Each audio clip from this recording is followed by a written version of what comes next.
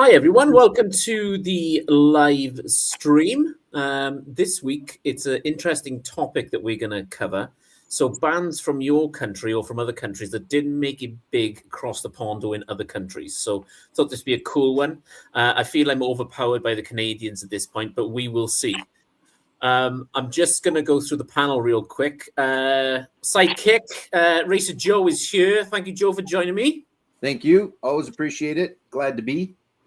Returning guest. I don't know if he's eating gummies or whatever the hell he's eating, but it's Daryl, the Northern Vinyl guy. Hello, Daryl. I'm eating my charcuterie board. Big words. And we've also got Curtis, Young LP Lovers. So, Curtis, welcome to the live stream. Thank you very much. Making my debut here. So thank you for having me, Chris. It's okay, mate. Being as this your debut, the crowd are about to go wild. Bear with me. Curtis, in theory, is the closest one to you because he's East Coast Canada and you're West Coast UK. So, yeah, you guys just have the Atlantic Ocean between you. You could swim and meet up in the middle somewhere if you really wanted to. I'll send you a message in a bottle. Yeah, there you go. That would be very cool if that actually made it. So, just don't call the police. So, did it? I should have got the drum ready for that, shouldn't I? So yeah, it's a cool subject we're going to do this week. I'm just going to go around the panel kind of real quick. What's everybody's kind of been up to this week? So, Joe, how's the shop and how's life been this week for you, mate? Shop's good. Shop was busy. I put out a new little collection in the last, I put it out on Friday, actually. It's got some pretty good bangers in it. I'm not sure if that's good or bad because when you put out some $150, $175 albums, it's not like there's a mad rush for people to come into them. You got to find the right people, but some cool stuff all the same. There was an Original Darkness to Hell and Back. And there was the Presidents of the United States of America, the one with Lump and stuff on it, which... yeah, probably should be sitting in that bin over there, but it's not because that's not the way the store works. And what else was there? There was a porno for pyros. Yeah, there was some really cool stuff in it. Again, though, it's not like I said, there's a mad rush for people coming in buying $150, $175 albums, but they're fairly priced. They're expensive, but they're fairly priced. So, but there was also a bunch of other really cool stuff. There was some old Green Day, some 7 inches. Those are gone already. So yeah, it was good. And then personally, good. Been busy, did a few videos here and there. Obviously, Jeopardy on Monday nights. There was an episode last week. There's an new one again tomorrow that we just recorded yesterday that's got some new contestants in it.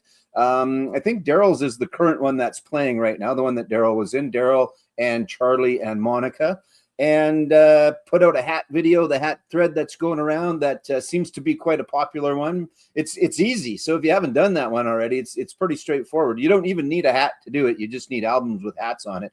There's just, I just happen to be wearing my hat, not my toque, my hat, actually. So there you go. That's the short answer. Would you like the long answer? No, I'm just kidding. Yeah, sure. No, I'm just kidding. No. Daryl has also done a thread. I did see it quickly today after my lunch. So how's your week? Yeah, I did that hats thread for Midge. That's what it was. Yeah. Previous to that, I hadn't really released too many videos. I'm like the guy that likes to do other people's thread guy. There's actually another one that I'm going to be doing. Frog Hat released a video yesterday, and he's got a pretty neat thread that I haven't seen anybody do it yet in the last 24 hours or so, but it's kind of like pick five albums with a cover on it that you think you could have written a story about. Okay. It's a pretty neat thread. He said he got this idea from he was just reminiscing with some people, I guess, about high school or whatever, and he had a teacher that had the kids pick like a record cover or whatever it was and had to write like a 1-page paper on it, just what they write a story about it. So anyway, I think I'm going to do that because I got some pretty cool covers I could show. I think I could do. So that's what's going on here. Just finished off my March break last weekend and getting back into the swing of things. Starting to get warmer here, but that's going to lead to some other stuff. And I'm going to send you the video of my trip across the river. I'm not going to do it as a video because I wasn't able to vlog my trip last weekend, so I'm just gonna send you the drive across the ice. Yeah. Yeah, it's cool. I've got an idea for a thread for you. Do you want to hear it? Sure. Okay. Sure. Because we know what he does for a living. Music you listen to while cooking. There you go. That'll be all right. Pair some music with some choices in food. Like, Yeah. what do you eat a hamburger to? Do you eat a hamburger to rock? Do you eat a hamburger to a southern rock? Yeah, there you go. You could use Smash Mouth. You could use Smash Mouth. Smash Mouth, your smash burger. Exactly. I like it. Cool. Curtis, you're on mute. There it is. Brilliant. Welcome to the live stream, Curtis. Seen you on a live stream quite a few times before, but never had you on mine. So welcome to the craziness. How has your week been all together? Like, what have you been listening to? That kind of stuff. It's been a good week. I was away for work this week, so I got to go to a record store in the city, which is nice because I'm out in the country. So it's nice to get into the city, get some more selection. So I've got a couple of new things, including one here for tonight's show. So I've been listening to a little bit of new acquisitions this week. So I spent all evening yesterday listening to music. So it was nice. Cool. Brilliant. So there's probably more than one, but there is one album all four of us now have, and one of us has it in the picture currently because I know all four of us have that album with the lighthouse on it. Now we do anyway. It's a favorite. It's a personal favorite. Yeah, That's the album I listened to most last year. Is that right? Yeah. Actually, I do not have that. It's supposed to be coming up as VCLT soon. Oh, I thought it was already there. Never mind. No, My bad. Okay. I've got him started with Adam Baldwin. But I have Adam Baldwin's other album Oh, as okay. part of a VCLT transaction as well. So Got it. Okay. Well, there's got to be another one that we all four have. Anyway, I was just trying to point out Adam Baldwin in the background. Never mind. Go ahead. I'm done. You can't miss it. Yeah, That fits the theme tonight. You know, that'd it be does. Yeah. Cool. Myself, I've done a video pickups, and I've done some shorts, just discovering kind of new music and that kind of stuff. Chilled week this week, to be honest.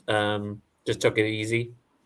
You're starting to get a pretty decent little Canadian collection over there, right? Yeah. I was actually going through my Discogs this morning, in fact, and there's a lot of Canadian. There's quite a bit, and I think I'm pretty close to collecting the band now. So we're nearly there. It's just bits and bobs. So, but cool. Yeah. So I've just been chilling, just listening to music, cleaning some of the records. You know, all the exciting stuff that us record collectors do once a week, and I kind of, that needs a clean. So, and then 2 hours later, you're still there watching a video by Daryl on a thread, wondering when Liz comes in, goes, "It's taking you 2 hours, and you still haven't cleaned nothing." We just watch this bit a minute. I'm just streaming what he said. Exactly. adding to your want list, right? Oh, mate, honestly, it's the most expensive hobby I've ever had. But still cheaper than cocaine. If you're going to say it, I'm going to say it. That's all. It's just what it's going to be. So if you don't want me to say that, then you have to stop saying that. Okay. On that note, Joe, do you want to go to the comments? Yeah, let's do that. Sure. Let's start off with Adrian. Hey, Adrian, Chris is just saying hey to Chris, but then and then the rest, everybody else as well. Adrian here right from the very start. We appreciate that. And our good friend from the Colorado area, Richard's Vinyl Tap House. Richard is with us. Good evening, good afternoon. I guess for you, it's good afternoon. It's only evening for our UK friends. And the time changed as well. Just to screw a guy up. We don't change in Saskatchewan. And then the rest of Canada changed about 3 weeks ago. The UK, I think, or maybe just Wales, changed yesterday. So I didn't know what time it was. And then it's spring forward. So I'm thinking, well, it's going to be an hour later than normal. But it moved you closer to us, so it actually put it an hour back behind. I don't even know. It might be Saturday. I don't friggin' know what day it is. But anyway, thanks to everybody that's here so far in the comments with us. Yeah, so it went forward at 1 a.m. Yeah, which, like I said, so that should mean the time should move forward, but that put you closer to us in Canada. I don't know. Whatever. I don't care. We're all here, and it's good. I don't care what time it is. Cool. Right. Okay. So what we're going to do first, we're going to have a quick conversation. Just for that 2 secs. Spencer, how's it going, mate? Hope you're well. So Spencer just done a video today. Go and check it out. He done the A cubes. So I think he started doing cubes. So he's going back through his collection. He's picked 4 or 5 albums out of the A's, like Richard's been doing as well. Right. So yeah, that's been pretty cool. So okay, now let's talk about bands and artists first that were mass kind of big where you are, maybe, you know, a region from Canada where you're from, or from Britain, myself, or from Wales, that were kind of big but didn't really make it. I'll go to Daryl first. Okay, Daryl, I know you're pretty remote there, mate. But is there any kind of local bands that you followed as a youngster and then were you know, shocked that they didn't make it in a big way? Is there a few bands that you can think of there? Well, one that I can think of that I don't have on vinyl, but Curtis is going to agree with me 100% on this. Spirit of the West actually came up to my hometown, and they were a big band to listen to. They're amazing. They're like East Coast Celtic flavor, get drunk music. Sounds right up my alley. Yeah, it does. Yeah. Yeah. I think that would be the one that I would argue from when I was growing up in the 90s. Them probably, like, I know that Bare Naked Ladies had, like, if I had $1 million and things like that went to the United States, but they weren't big overseas. Crash Test Dummies, another one. I should have grabbed those ones, but yeah, those would be the big 3 that were on the radio a lot. I'm going to show some other ones later. Okay. No spoiler alert needed here, but there's a high probability that my favorite band is going to show up here at some point. But those would be the big ones for me. So I'll put this question to Joe and Curtis. I don't know how well you guys have traveled, but when you go to different countries, you surprised, like, kind of, oh, why isn't that Canadian artist kind of big over here? Joe, no, I've been to the States, and that's been it so far. I haven't been overseas, haven't been anywhere else. I know Curtis has been quite a bit, so maybe I'll just let Curtis handle this one. Sure. So. Go on, Curtis. Well, not really, because I think it's kind of like if a Canadian band ever does well overseas, that's the surprise. I just assume that they don't, right? For whatever reason. I don't know why Canadian bands just seem to have, with the exception of a few, they just seem to have a tough time breaking out amongst the in other markets in the US or Europe. Yeah, I don't know. Well, I'm wondering to some. Oh, go ahead, Joe. No, you go, Daryl. That's all right. No, what I was going to say was I'm wondering if to some degree it's just there's so many other bands, especially in the United States, that we're kind of competing against, that it almost seems like we stick to our bubble. You know, if the bands do try to go, hey, let's try to go to California to a recording studio or New York City to a recording studio, there's thousands of other bands they're competing against, where if you know, I look at the Guess Who, for example, and they kind of stuck to Winnipeg and the western part of Canada. It was easier for them to break in because there's not as much competition. I'm wondering if that's why, maybe. Quick, I'll tell a story so that I don't forget it, because when something gets in the old man's head, it's got to get out right away, or he forgets it and then goes, what the hell was I going to say? So I was speaking of Spirit of the West is where I'm going with it. I was at Alan Doyle last Friday night. fantastic show. If you get a chance, just go and see the man. He is so good. It's such a positive, fun show. But they played a Spirit of the West song because he was good friends with the lead singer of Spirit of the West. So they played, and on their new album, they do a cover of a Spirit of the West song, not Home for a Rest. I can't remember the name of the one, but so he played that and he goes, okay. And the rule is if you play a West Coast drinking song, then you have to play an East Coast drinking song. So yeah, it was just, you talked about them being, you talked about that Celtic East Coast flavor. Spirit of the West was actually the West Coast, but had that sound and was so fantastic. But yeah, again, so I don't forget, go and see Alan Doyle if you get a chance. But I think the other thing we have to remember too, and I think it came up, and I'm going to show them a little bit later as well, in the Tragically Hip documentary, which I think Curtis, you've seen. Daryl, I can't remember if you've seen or not. I loved it. It was excellent. It was very good, definitely. But that was the thing, and that's kind of the impetus-ish of this episode. And what we're talking about is everybody in Canada always questioned why the hell are these guys not bigger everywhere? But nobody bothered to ask the Tragically Hip if they really cared a bunch about that, right? I think that was kind of the feeling. Now, of course, they wanted to be, but they were not. It wasn't. It didn't seem like it was something that defeated them. The fact that they never broke, let's say, in the States, other than a little bit, because they did a bit. And in the UK, I don't know if anybody knows them in the UK. I think the UK and the United States are the two monsters as far as music goes, and I think that's obviously safe to say.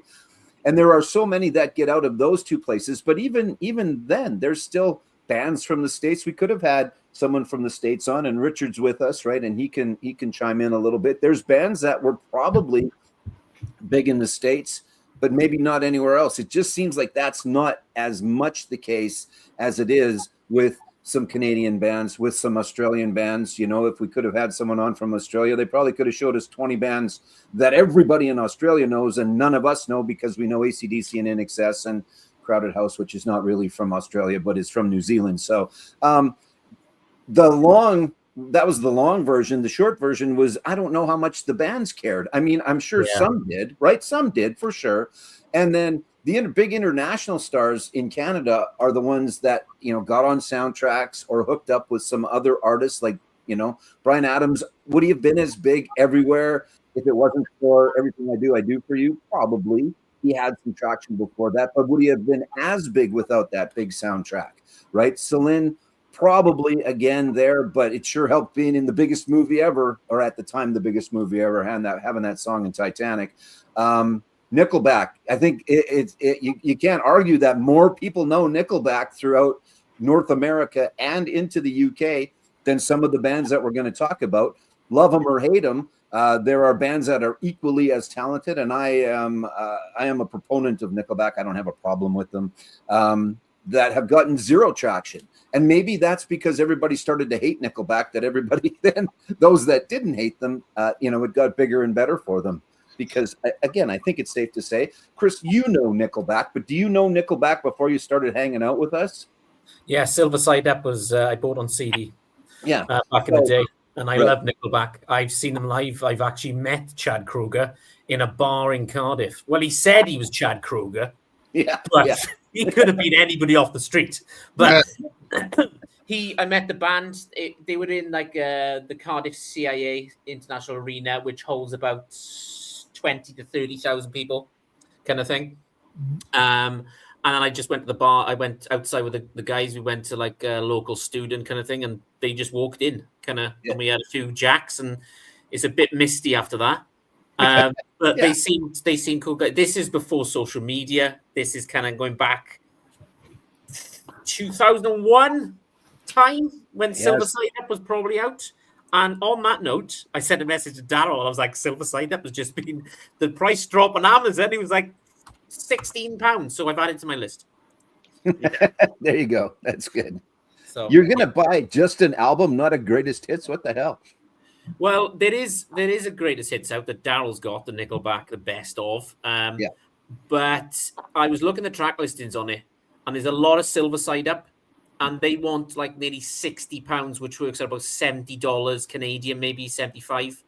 And for the Nickelback Silver Side Up, it was £17, so it works out about 23, 24 Canadian dollars. So Good deal. Yeah. yeah. No, that makes sense. That makes Okay. sense. So, quick, we'll go just a couple comments here. Hello, gents. An excellent subject. Thanks, Jess. Appreciate that. We'll do our best as much as we can. And then I like that record. Hey, guys. Yeah, Hello. that was Ian who was on last week with the punk. Oh, okay, cool. Good. Yeah. Good. So Hey, he's off of just Instagram, or did he? Because I think we just talked about Instagram last week. I don't know if we talked Yeah. about his channel. So he's got a YouTube channel, but he doesn't really do much on it and hasn't done for a while. But if you go back to last week's, I put a link in the description for his Instagram. He's good recommendations on UK punk, American punk, finding new releases, new discoveries. He's really good at that kind of stuff. And Awesome. I find Instagram kind of easy because it's just a flick. Sure. Yeah. No, exactly. Exactly. And Richard's correct. It has a lot to do with the band's label and how they get their name out there. And again, I think getting them on things like soundtracks and or in television series make a difference as well. So I wonder too, do other countries have similar, we have in Canada here, we have like Canadian content rules for radio and television. I wonder if other countries have similar kind of requirements to play their own music. Well, yeah, Chris, to be honest, at this point, I don't know. Is there more than just BBC Radio? I know there's 1, 2, 3, 4. Is there more than that? Are there local stations? Because in Canada and in the States, right, every town has at least one and some have 6. So I don't think that's the case there, though, right? Yeah, I tend not to listen to Radio 1, BBC Radio 1 anymore because I can't understand what the hell they're singing about anymore. I've got to that stage of my life. I'm turning into my dad. Yeah. So I listen to Absolute Radio. So they play rock. They play kind of Oasis, Stereophonics, indie rock, all the stuff from 90s, 2000s, 2010s. And they have guests on there, and I really find that really good. Apart from the bloody adverts every 2 minutes. But yeah. So there is still terrestrial other than just BBC, right? I mean, that's not a streaming one. That's some guy with a tower that's broadcasting still, right? Yeah, we got a local radio station in where I live, Radio Pembrokeshire. But that's pretty much very kind of 80s, 90s, 2000s poppy kind of music. You may get Oasis get played and that kind of stuff, but it's mostly like Pink, and that kind of music. So which Liz loves, but I can't bloody stand. I like Pink. Nothing wrong with Pink. Yeah. Well, there you go.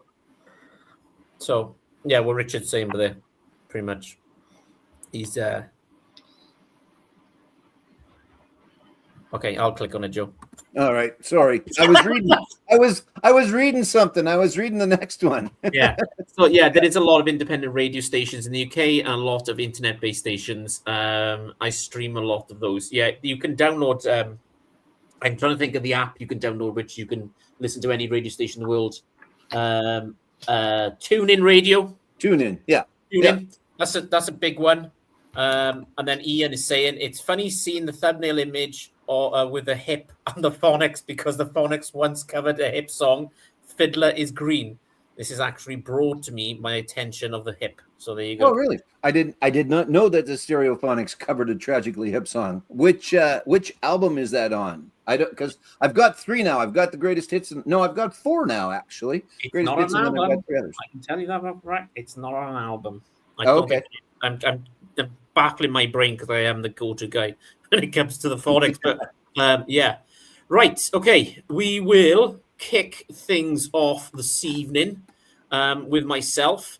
We will go to Wales. Really? And we're going to Newport. Okay. So pick this up this week. Richard's going to piss his pants when he sees this. It's Feeder. Now, if anybody likes their indie rock, just get this. Give this a stream. It is a brilliant band.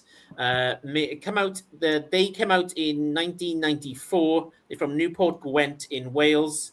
They're down as Britpop, alternative rock, indie rock, post Britpop, and post grunge. So there you go. There's the front.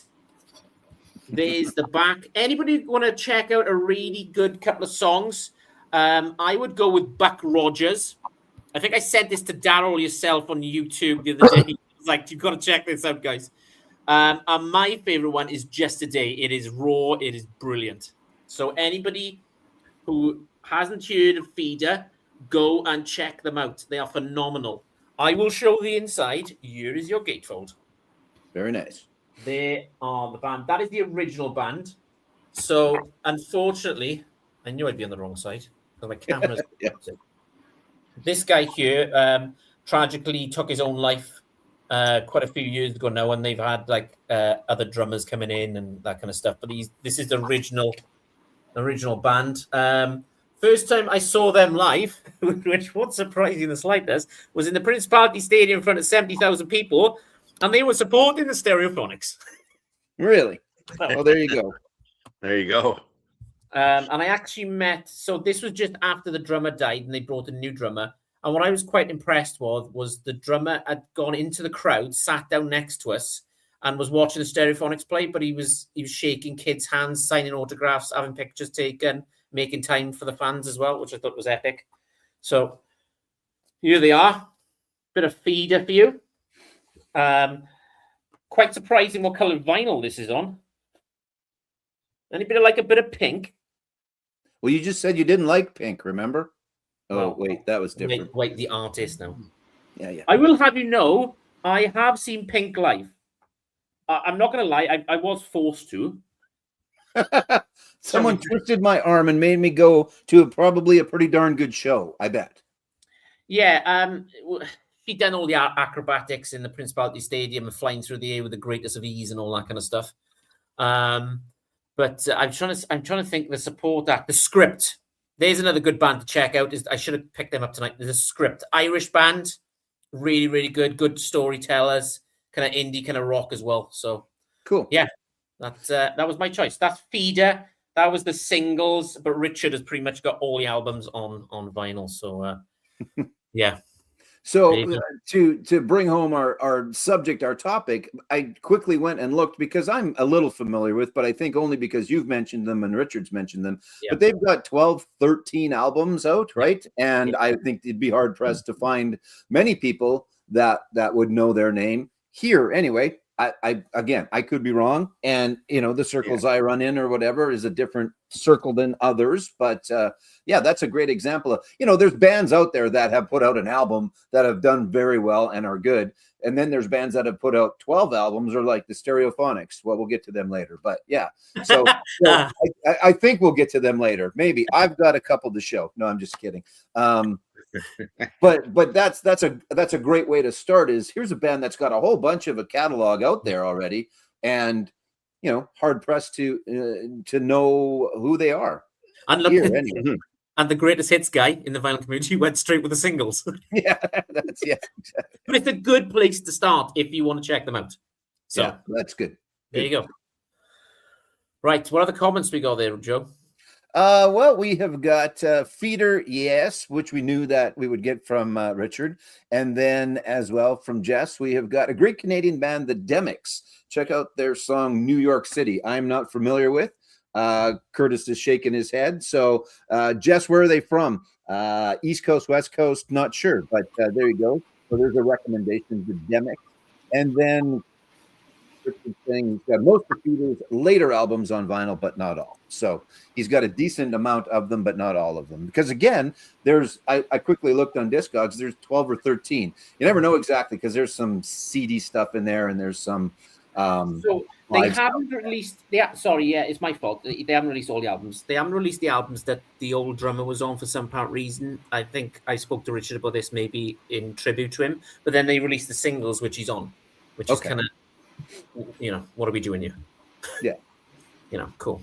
Right. Okay. Let's have a quick look. We will go to Joe. So do our guests first. Go to Curtis. There you go, mate. All right, I'll step up. All right. So this band here is a Canadian band. I'm actually not sure where they're out of. I would guess Toronto, but that's just a guess. So they're a big part of the sort of late 90s alt rock scene here in Canada. One of my favorites from that era, for sure. I think I'm just looking online here, they had they're still releasing music up to 2021. And as far as I can tell, I don't think they had much traction outside of Canada. And they were, in fact, the Record Store Day ambassadors a couple of years ago, where I picked up this greatest hits, Chris. Yay! There you go. They are Our Lady Peace. So I think they've got about 13 albums out. These are actually the covers of their various albums. You'll see here. I think just looking online, I think Clumsy went gold in the U.S. actually. Gravity went gold in the U.S. So I guess Gravity had a little bit of success in the U.S. Probably one of their more mellow, less hard rocking albums. But yeah, I absolutely love these guys. Clear vinyl, this one, kind of fun. It's a double LP, and I think there was a newer. I think maybe 2 new tracks were on this one as well. One collab with Pussy Riot. I forgot about that. Yeah. Nice pressing on that. So, yeah, the early stuff is the stuff that stands out to me. Superman's Dead probably went number 1. I'm not sure, but it was huge. 4 a.m. Clumsy. Is Anybody Home? That was a big one. So I have a lot of their albums on CD, but this one I couldn't help but pick up because, hey, greatest hits on vinyl to a classic Canadian alt rock band. I'll do that all day long. Curtis, can I ask you a question? Yes, you said. If you were going to start with that band, what album would you start? Would you start at the beginning, or would you? First one. Yeah. Okay. Yeah. The one with Naveed and Starseed. Okay. I think they're on the same album, eh, Curtis? Starseed. I can't remember Starseed. Is it Starseed? I know it's on the one with Naveed, I think. Okay, that's their first one, Naveed. That's a great one. Clumsy, their second one, also great. Yeah, the first 2 are amazing. Yeah. Yes, Starseed was on for sure. I just checked. It's on Naveed, but yeah, so I had that one pulled out as well. Just really, really good stuff and just consistent.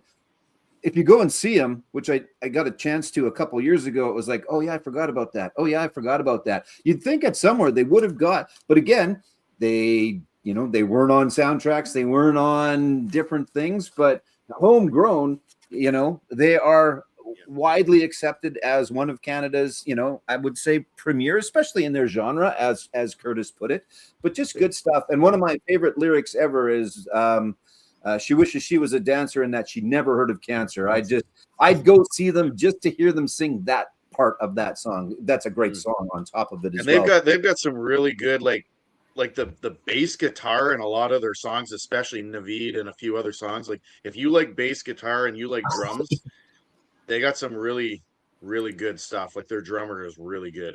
Yeah, it's all really good stuff. So yeah, if you're out there and you're watching from somewhere not familiar with Our Lady Peace, you can go with that because that would work because it's all great. But yeah, you could go back to the first couple albums too if you wanted to get some more album stuff. But yeah, you can't go wrong with that best of for sure. So put that down. Write that down, Chris. Write that down if you haven't. I've literally just gone on Amazon. Yeah. So that's a good greatest hits too. Yeah. It is. Yeah. And like you said, there are a couple of new songs on there as well that fit in perfectly fine. So that's always nice as well. I think when they throw a couple in. I think Joe Jess has answered your question from earlier on as well. Yes, I saw that. Where was that? I'm in New York. Yes, via Ireland. A great band, Cork, Ireland, inspired 3 bands when they split. It's always good when you get 3 bands out of one band, I suppose. So what else did we get? Demix are punk, post-punk, London, Canada. I think East Coast, close to Montreal. That's good. Maybe I'll get a chance to see them. I'm going to Montreal in 2 days.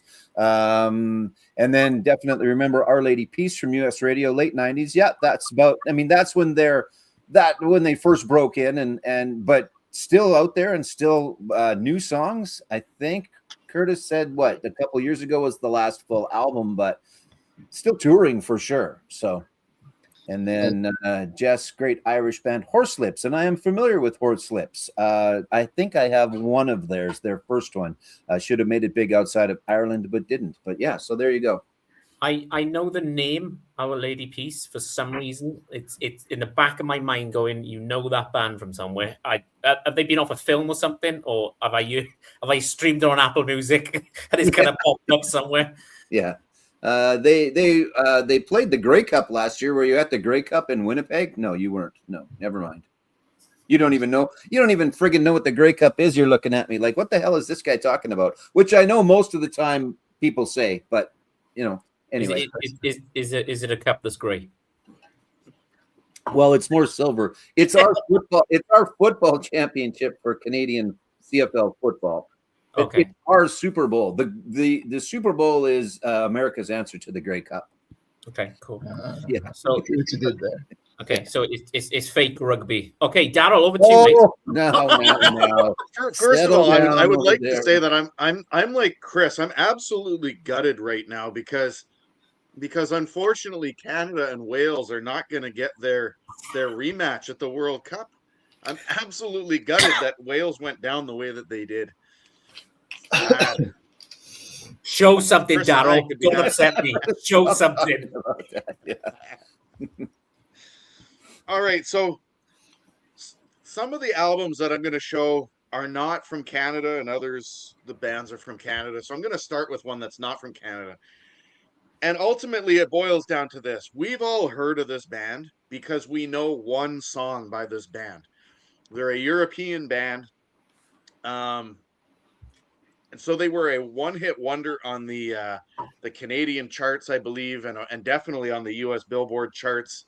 I think they had one other minor hit in North America. I was just looking it up. This band has released 11 albums. The most recent one was in 2022, but only the first one ever had any, I guess, mainstay in Canada or the rest of North America. And then other than that, everything else they did was in Norway.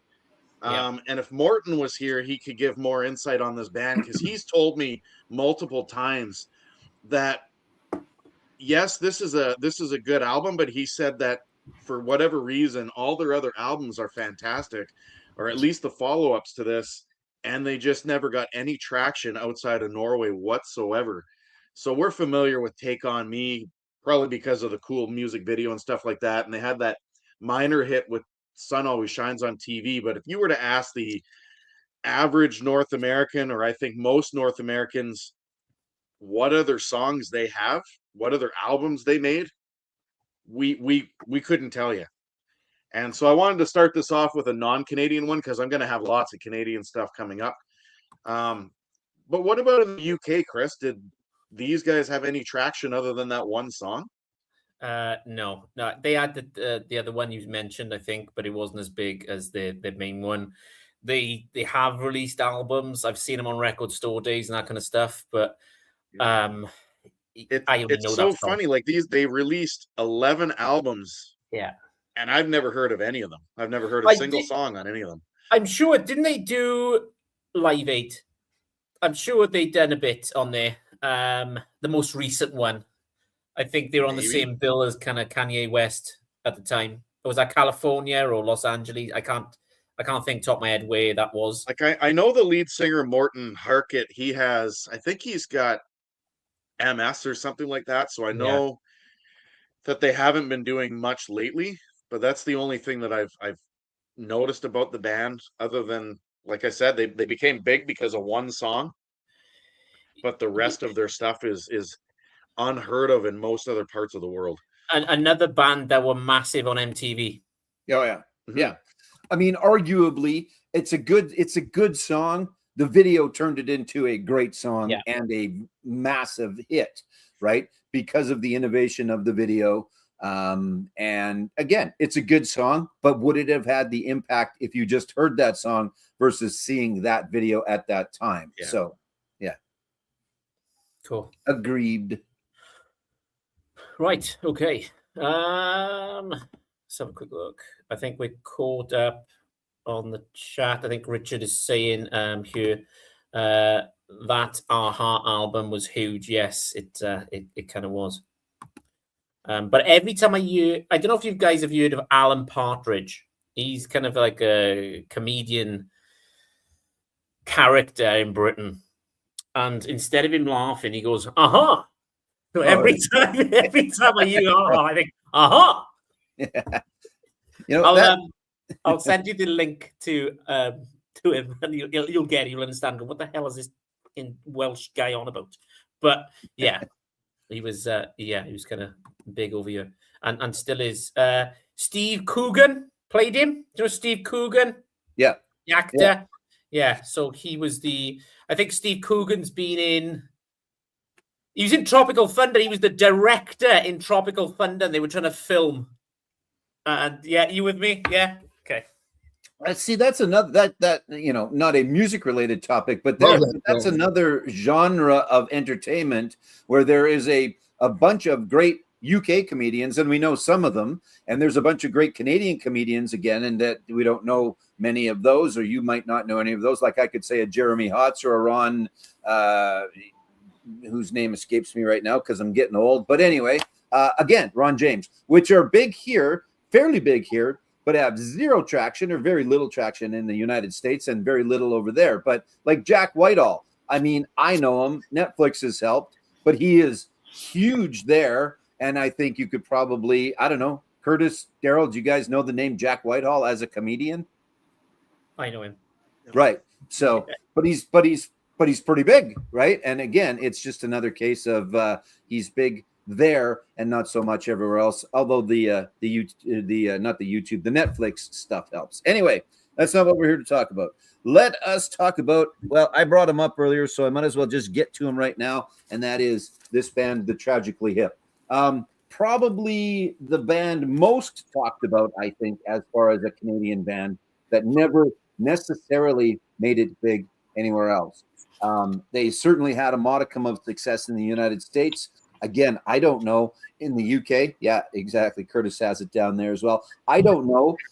Again, Chris, you're our test subject here. Are you familiar with, again, other than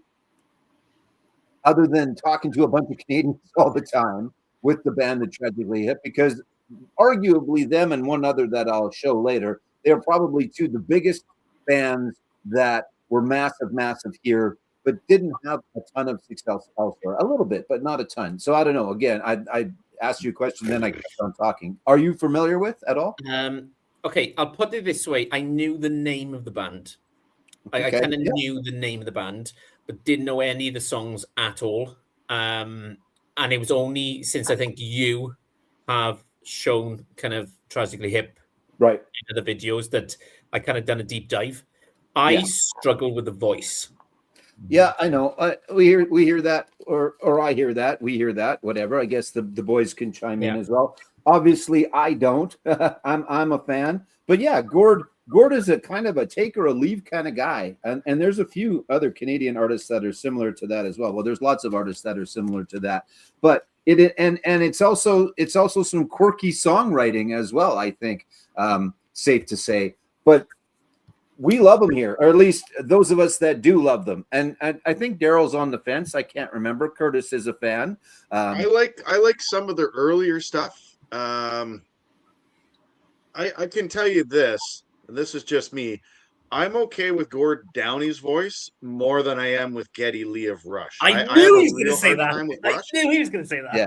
I have a harder time with Rush than I do with the Tragically Hip. Yeah.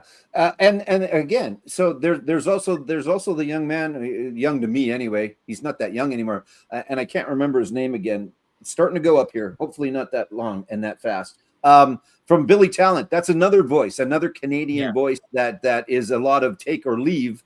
I enjoy, and I enjoy Geddy as well. So, but yeah, there are some Canadian voices that really divide the country a little bit, and then others as well. So, but arguably Tragically Hip, one of Canada's biggest, that has never broke anywhere else, really. And then, Curtis, we were talking a little bit about it's a fantastic documentary and well worth a watch, I think, regardless of whether you're a fan or not. But again, the way that I took it is that the guys didn't really care a whole bunch. I mean, they did, of course they did, but it wasn't like every day they walked around and went, "God damn it, why aren't we more big everywhere else?" I don't think that was the case. That's not the way it came across. And we've lost Chris, but he'll be back. Here he is. They made some decisions that like were like the decision with Sam the Record Man, where they could have been got a wider release, but they kind of chose their principles, I guess. Kind of, and that was part of them not. Yeah, I mean, especially Gord, I think, was like, you know what? I don't give a shit. It seemed like it anyway. He seemed very somewhat set in his ways. And I never met the man, so I have no idea. But just from watching that documentary, that Fort Port documentary, that's kind of the impression that I got. I was going to say the impression that I get, but that's a totally different band, which I really like as well. But anyway, I would agree with Daryl. I do like the first half of their discography better, up to about, I don't know, In Violet Light or 2000, 2002-ish maybe. Or no, it's 2000. I can't remember. Anyway, that first half seems a lot stronger. Not even arguably, it certainly was, but probably up to even like Music at Work and things like that, right? Yeah, right around there, whatever year that was. So yeah. But Gord did a lot of great things as well, right? That's the other, he really was a pretty good spokesman. And Daryl, in fact, they were up near you, right? That was part of. He was a huge advocate for Indigenous rights and Indigenous culture in Canada, and trying to advocate on their behalf. There's a camp that's just down the tracks from where I am, about an hour and a half away, and they used to come up and hang out at the camp and that kind of thing every now and again. So they were supporters of the people up where I am, and Indigenous rights in general. And not only that, but I mean they were politically forward about a lot of different topics. Yeah. Like they just advocated for the rights of people in general. So yeah, I mean, whether you like their voice and their music, there's no denying what they did for Canada, and there's no. I would find it hard to find too many Canadians. I mean, unless you're not into music, that couldn't tell you where they were when they went on their last concert in Kingston. I know exactly where I was during that last concert, right? I was in Kingston, not at the show though. Yeah. Well, there you go. That's good and bad, I guess. Being at that would have been pretty amazing. But still, just being around that would have been good as well. All right, Mr. Man. Now that you're back, I don't know where you went. You can just say I got to go to the bathroom. You don't have to turn your camera off. Literally, this is my stream, and it kicks me off. Don't know what's going on. StreamYard, what are you doing? Right. It wasn't me. Honest, it wasn't me. So okay. But now that you're back, we've done this the last couple of weeks. Every week, kind of when I got Joe on, he's got a little section, so we're gonna check that out right now. So sit back, relax, and watch this presentation.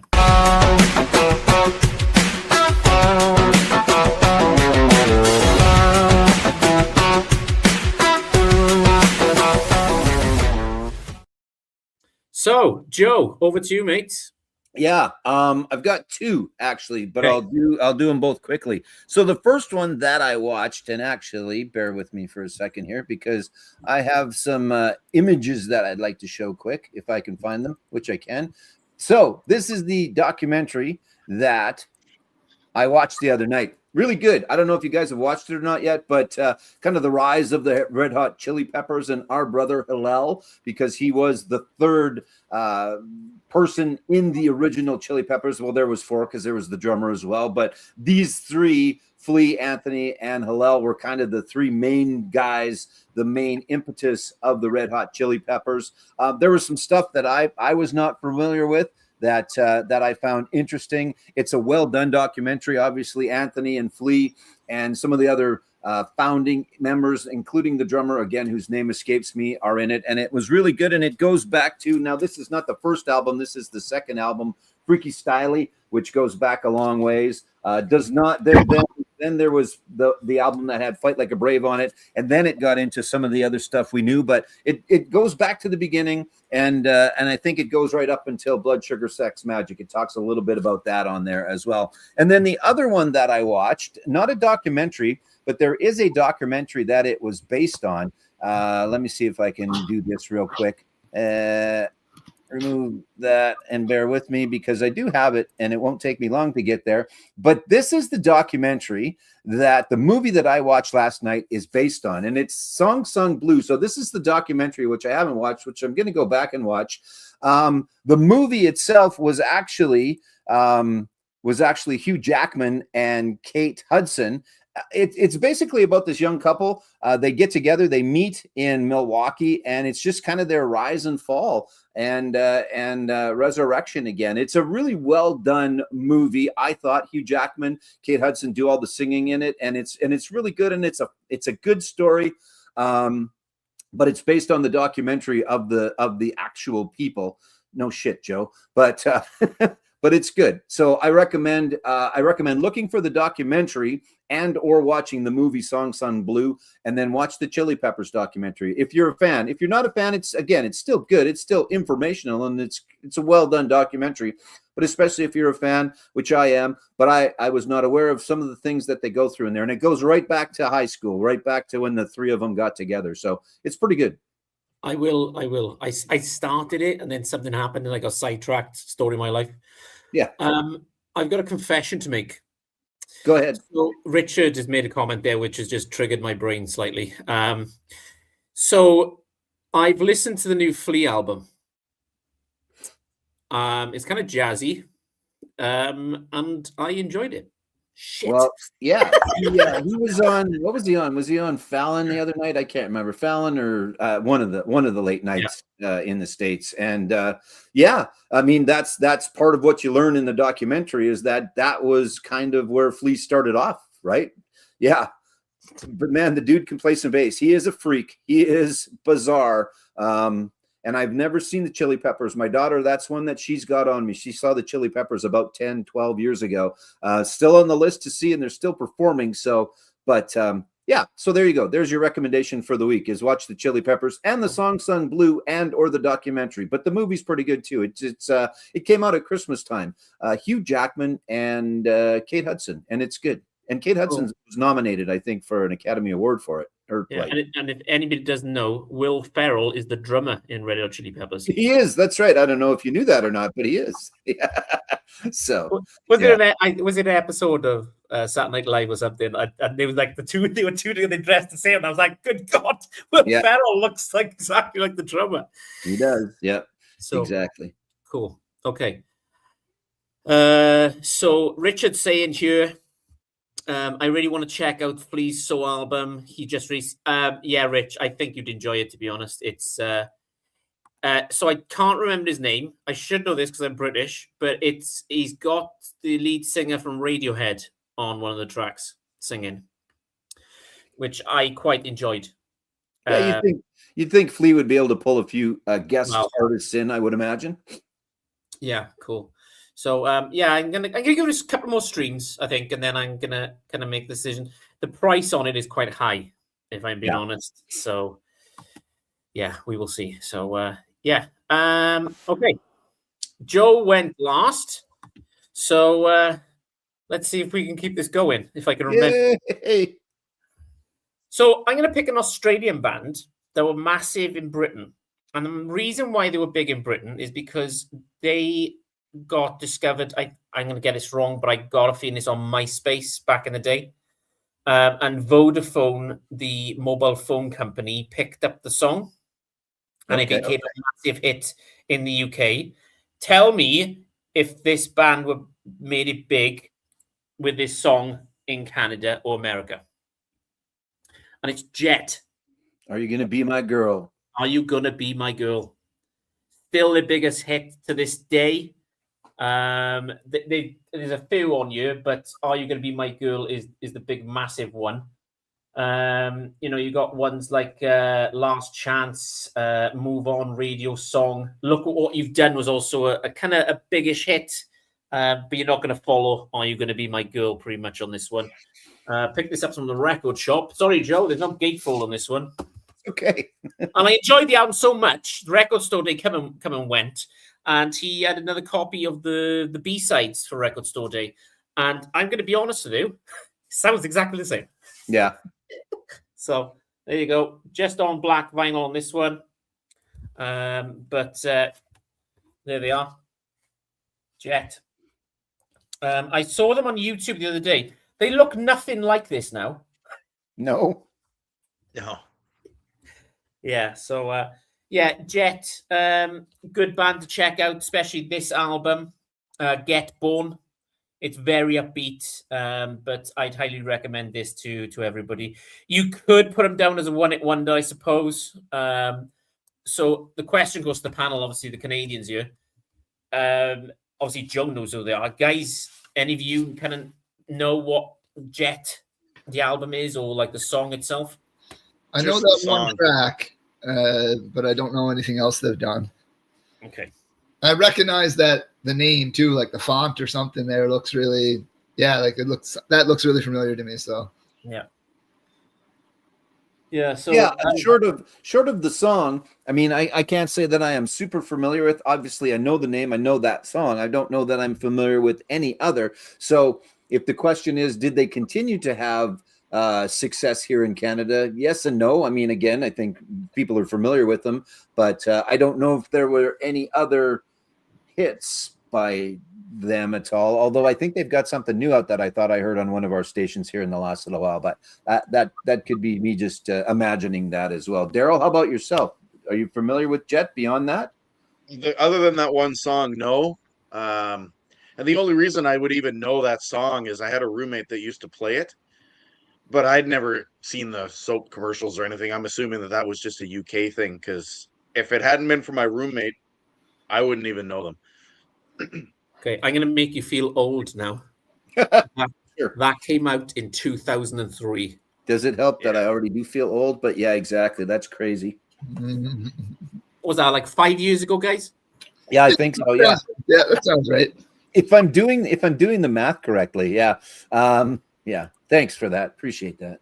Yeah. Well, me and Liz were talking the other day, and it was I was talking with next door neighbor, sorry, and he's like, "Oh, lockdown, 3 years ago." I'm like, "Mate, it's 2026. Yeah. Lockdown was COVID-19." Exactly. Yeah. So there you go. Oh, and there's your who I couldn't think of. Yes. That Richard got Tom York. That's good. And then Jet would probably be considered a one-hit wonder in the States, and again here too. But again, it was a pretty big hit. So familiar with them, but I don't know that there was much beyond that. So. And then one more while we're at it. What the heck, Jess? Tragically Hip final concert, which aired live on Canadian TV, is a brilliant celebration. Agreed with the Music Gourd, and he was a class act with his Jaws shirt. I don't think he had the Jaws shirt for the final concert actually. So, but he had the Jaws shirt. A dry eye in the room. No, exactly. And they played everything that everybody wanted to hear. I mean, they could have gone on for hours and hours and hours, but I mean, we should probably tell anyone who's listening who doesn't know the Hip that they did their last concerts. Gord was diagnosed with terminal brain cancer. I think it was cancer, wasn't it? It was, yeah. Yeah, we're talking about the last concert, but we're not explaining why it was the last concert. So they went out and they did a little cross Canada tour and it, so it was very touching. It was. Agreed. All right. Do you know the order? Yes, mate. Bear with me 2 seconds. Hold the line. I will connect you now. Hold the line. No, that's Toto. They had lots of hits. We're going to the pride of Halifax, Nova Scotia here. So I mentioned I was just up in Halifax a couple of days ago. And I'll be interested to know. I think Joe and Daryl will know this artist, but I think they got really kind of cross Canada recognition when their song was used in a Zellers commercial, one of our big box stores. And so that is, I just picked this up at the record store while I was up there, Taz Records, showed it to Taz Records, where, by the way, I met another vinyl community YouTuber. I'll talk about that in a second. And that's Joel Plaskett. And this is his album Ashtray Rock, which is the record store exclusive, Taz Records exclusive, that I haven't opened yet. So I'm going to open that right now. Yes, do it. Do Rip it. Let's do it. Let's do it. It's a gate. So you made a great point though too. There are acts even in Canada that were kind of West Coast or East Coast phenomenons as well that got a ton of play, but then necessarily didn't have a lot across the board. But how you making out there? You good with that? I'm just going to make it big because we're doing a first ever live unboxing on a live stream. Well, while I'm trying to get this out, here we go. There you go. Do you guys know Joel Plaskett? I know the name, obviously, because I think that you've mentioned it before, and then some others have mentioned it before as well. But I couldn't tell you a song, and I probably should because, again, you're saying he's big, right? So yeah. How about you, Joe? No, I was going to say the exact same thing as Joe. I've heard of him, but never heard his music. So I guess it's kind of like it's indie rock or indie rock. It's kind of I asked ChatGTP to describe him to someone who's never heard him before, and so I'm going to read from ChatGTP here: a blend of classic rock warmth with indie charm and East Coast storytelling. And I think that pretty much sums it up really well. The sound, they say, a melodic guitar-driven style of Tom Petty with an introspective indie feel of Elliott Smith, and the raw DIY spirit of Canadian indie rock. So I think that sums it up pretty well. So a lot of the songs are kind of uplifting, or at least kind of like up-tempo, kind of a positive kind of vibe to it. I could see it being like kind of road trippy music. This particular album is a concept album. It's like a high school love affair kind of thing. The big single off here was Fashionable People. That might have been the one in the commercial. I don't know. Sounds like a fashion one. I don't know. Going back to Zellers is a long time ago. Hey, I know, right? This is 2007. So it might have been before that even then that it got picked up by the Zellers commercial. But yeah, you can see the story of the high school love affair there. But he's like I say, a staple of that kind of Halifax indie rock scene. So he's done with The Emergency as the band. He's put out a number of solo albums as well. I'd say that probably between his solo stuff and his work with The Emergency, I'd say he's probably got out 15 albums or so, just a ballpark kind of number. But yeah, if you like kind of that indie rock kind of stuff, through the 2000s, he was really big, but he's still out there going today. Always kind of, he does some of his stuff is kind of, it crosses genres, right? Some bluesy stuff, some kind of, I don't know, more classic rock kind of stuff, hard rock, kind of country rock. Worth checking out if you're not familiar.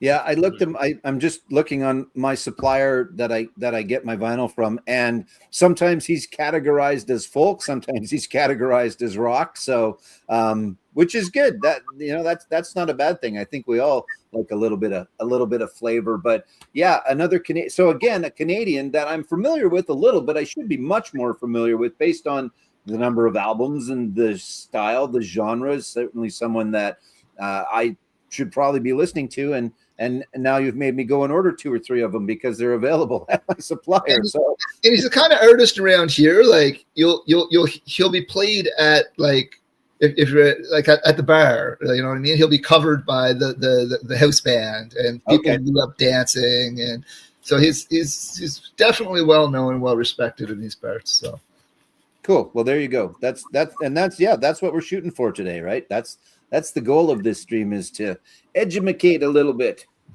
Mm-hmm. Cool. Okay. Richard was actually saying as well. Yeah. Cool cover art on that one, Curtis. Okay. Let's. Did I get it right? Yeah. Did I get it right? You did. Okay. You Thank got it you very right. much. I'm not going to give you grief if you get it right. I'll give you grief if you I get it don't know. wrong. You probably would know, you. Yeah, I probably would. That's true. Yeah. Daryl. Okay, so I think what I'm gonna do is I'm gonna do a twofer right now, and the reason is I think that these two Canadian bands kind of they're not the same, but I think they have a very similar vibe to them, I suppose. So this is gonna come as no surprise that I'm gonna show Glass Tiger. So I'm gonna show a couple of bands. I don't think Joe is going to be showing this one or the next one I'm going to show. But these guys here, this guy right here is Alan Frew. He is from Scotland, but the rest of the band is Canadian. And other than Don't Forget Me When I'm Gone, they never made it big outside of Canada at all. I mean, there's other songs that they had. They were minor hits in the rest of the world. I think one of their albums might have went top 40 in the UK, but other than that, nothing else. And so Glass Tiger, I mean, they have like an East Coast Celtic feel to them. 80s soft rock, I guess you might call them, or soft pop. And the reason I wanted to show this along with this band is because I think that they suffer from some similar stuff, which is the 80s in the United States especially was just filled with all kinds of different new wave bands and all that kind of stuff. And nobody was really focused on Canadian music unless you were listening to top 10 radio, Canadian radio in Canada. And so there's an Ontarian band called Frozen Ghost, which of course they put those umlauts or whatever it is above their name. Motley Crue did the same thing. But once again, this is 80s soft rock. Well, not soft rock, but I guess you would call it pop rock music. And these guys had some hits as well. It's a nice cover. I like the cover and the color and all that. But Should I See is a big song that was on here, but Promises. What are some other songs? They released like 3 or 4 albums here in Canada, all went, mainstream. They did a song called Round and Round. Dream Come True was like their 80s power ballad type song. So they just never gained any traction outside of Canada, with the exception of maybe 1 or 2 songs. And I think because of the time frame that them and Glass Tiger were around, late 80s, mid to late 80s, early 90s, I don't want to say that they suffered the same fate, because it's not a suffering thing. They did well here in Canada, but they were just never exposed to the rest of the world, so to speak. So I know, Joe, we've talked about Frozen Ghost before. Curtis, have you heard Frozen Ghost? You're on mute. Yeah. There we go. No. Yeah. Nope. Again, there we go. Got it now. No, I don't think I have. It doesn't sound familiar. Maybe if I heard the music, I might recognize it, but the name doesn't ring a bell. Mm-hmm. Yeah, and I'm familiar with. Yeah, again, I don't know if that fell into but you're not West Coast Canada, because there is. I know I keep saying it, but there's bands that were big here in Saskatchewan and or Alberta, BC, things like that maybe you guys aren't super familiar with, because there was certainly some bands that didn't even cross Canada. They were massive locally, but didn't get the Canadian exposure, let alone the more international exposure. But yeah, Frozen Ghost is great.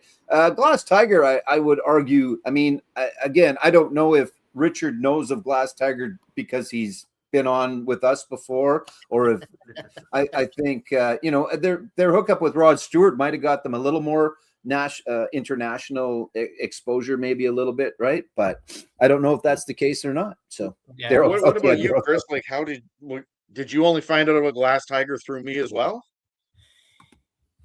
I got to know Glass Tiger literally because of Daryl. Yeah. Didn't have a clue. Not a clue. It's a cool name for a band, Glass Tiger.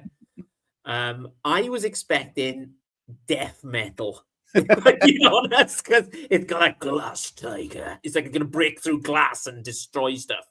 But the album we've been talking about, I think it was that one. The Thin Red Line, yeah.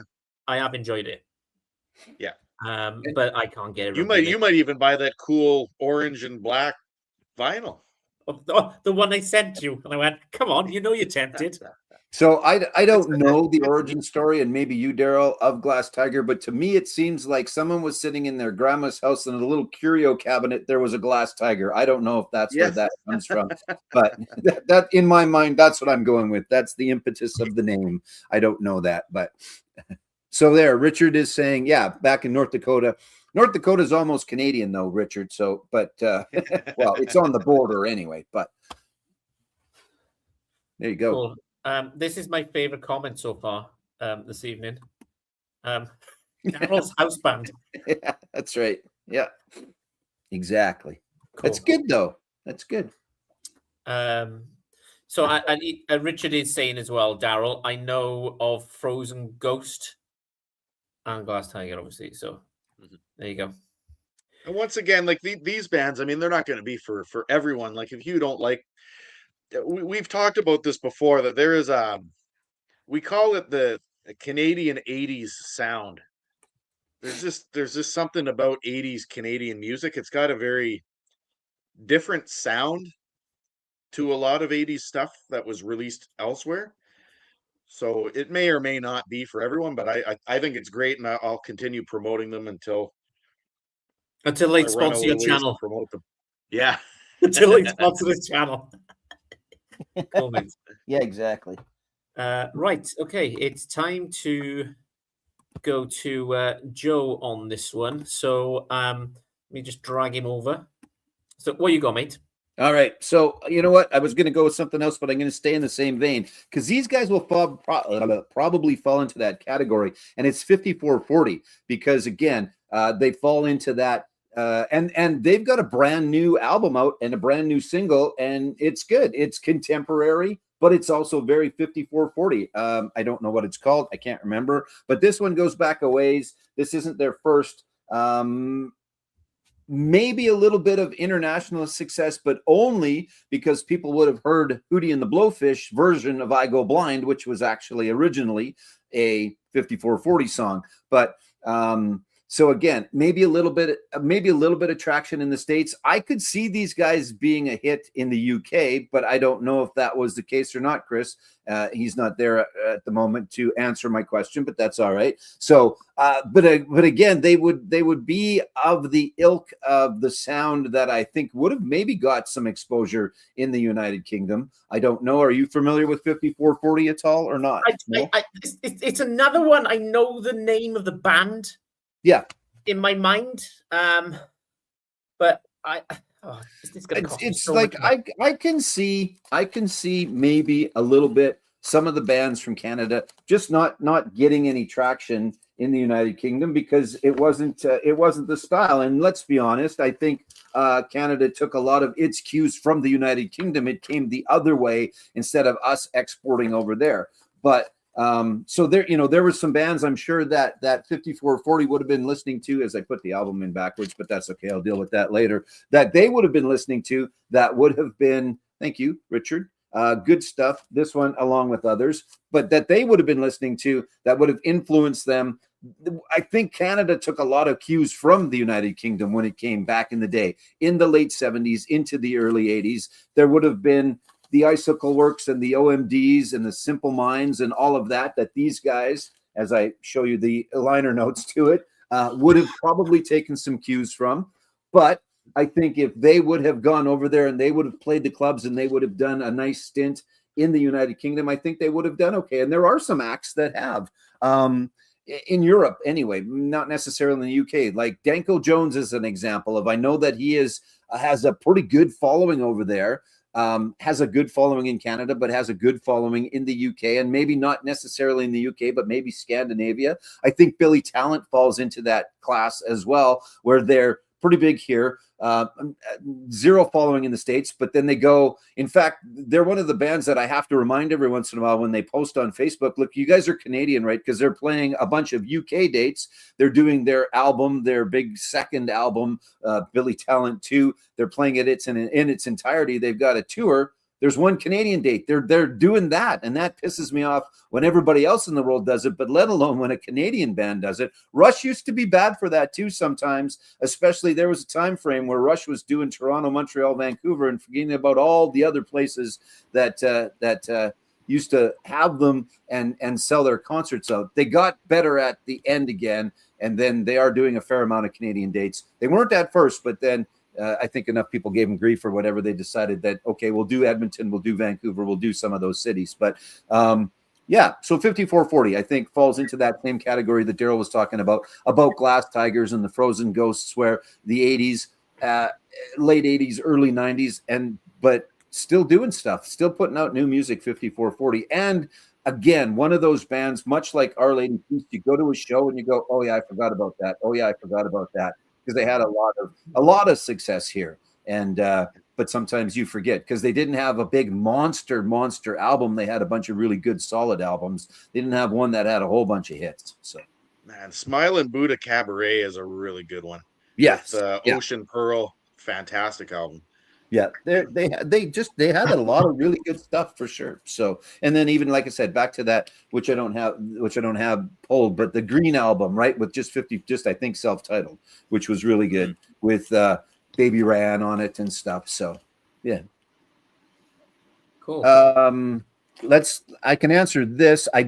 You guys can maybe answer, or because again, East Coast band, maybe they did something more, but all I ever heard from Martha and the Muffins was Echo Beach. But again, maybe they had some localized success closer to you guys. I don't know that though. No, I'm not. The only song I know is Echo Beach. Yeah, that's all I know as well. There you go. All right, Mr. Man, what are we doing? Where are we going? It's your turn, I think, but As usual, I'm going to Scooby-Doo what you're talking about, so I'll have to watch this later and check it out. Yeah. Sorry, I wasn't here. I had to quickly change. Because there's a certain kind of, how can I put this? Certain kind of band that I enjoy that didn't make it big. Yeah. Sorry if I just pull my shirt down. But it's this band. Hey, look at that. It's the Stereophonics, one of the most successful British bands of all time. 12 albums, 12 number ones on albums. So every single album they've released has gone straight to number one, but didn't make it big over the pond. Yeah. Don't know why. I think me, Joe, Daryl, it looks like I've got to send Curtis a Stereophonics album now because everybody from Canada I know no Stereophonics album. Yeah, it will be the shortest trip though, because again, you two are the closest. But anyway, go ahead. Yeah. So this is their debut out in 1997. Got discovered with John Peel. So if anybody knows their history when it comes to Glastonbury, John Peel goes on stage, discovers new bands constantly, and then there was a disc jockey called Steve Lamacq that released their first single on year, which was 1,000 Trees, which is amazing. If you like your Oasis, if you like your Feeders, if you like that kind of music, you need to check these out. They're brilliant. Absolutely fantastic. So here's the front. Here's the back. And I will show the inside, which will show the band practicing in the local workman's club in South Wales. So really hard-hitting songs, 1,000 Trees, More Life Than a Tramp's Vest, Local Boy in the Photograph, Traffic is an amazing one, Same Size Feet, Last the Big Time Drinkers, Goldfish Bowl, Too Many Sandwiches, Billy Davies' Daughter. So, as you know, I'm a massive Stereophonics fan. I can't, Kel, if you're listening, who's the lead singer, come on, mate, send me some stuff. At this point, it's just it's getting ridiculous. Otherwise, they're going to go to Glass Tiger at this point. Yeah. Well, they're good. They're good. I have my copy here that you sent me. Right there. Greatest hits. No, it's good. Devil's a great song. Dakota's a great song. That one doesn't make a lot of sense. Me and Mrs. Smith. Yeah. Mr. and Mrs. Smith that's a really good one. The songwriting is there. The songwriting is there. the instrumentation is there, the look is there, right? It's not like they're a bunch of good looking dudes. Like it does, that one doesn't make any sense. So I and whether that comes down to self promotion by the band or label promotion, or I don't know why no traction, because up until Hanging Out With You, I mean, I think maybe I knew the name, and I'm even thinking that because I've just heard it a number of times, that maybe I knew that. That's not. You laugh, and that's not derogatory. And I mean, there's all bands that we all talk about on a regular basis, but I really have come to enjoy them. And again, they've got a sound that should be internationally, I mean, Coldplay, love them or hate them. U2, love them or hate them, right? I mean, they are of that ilk, I think, right? And so I don't know why no traction. Do you know what I think it is? I think they got lost with Oasis, because Oasis. Yeah, you think that's what it was? It was a timing thing, maybe. Yeah. I'll just show the vinyl record itself. Came on gold. Yeah. So.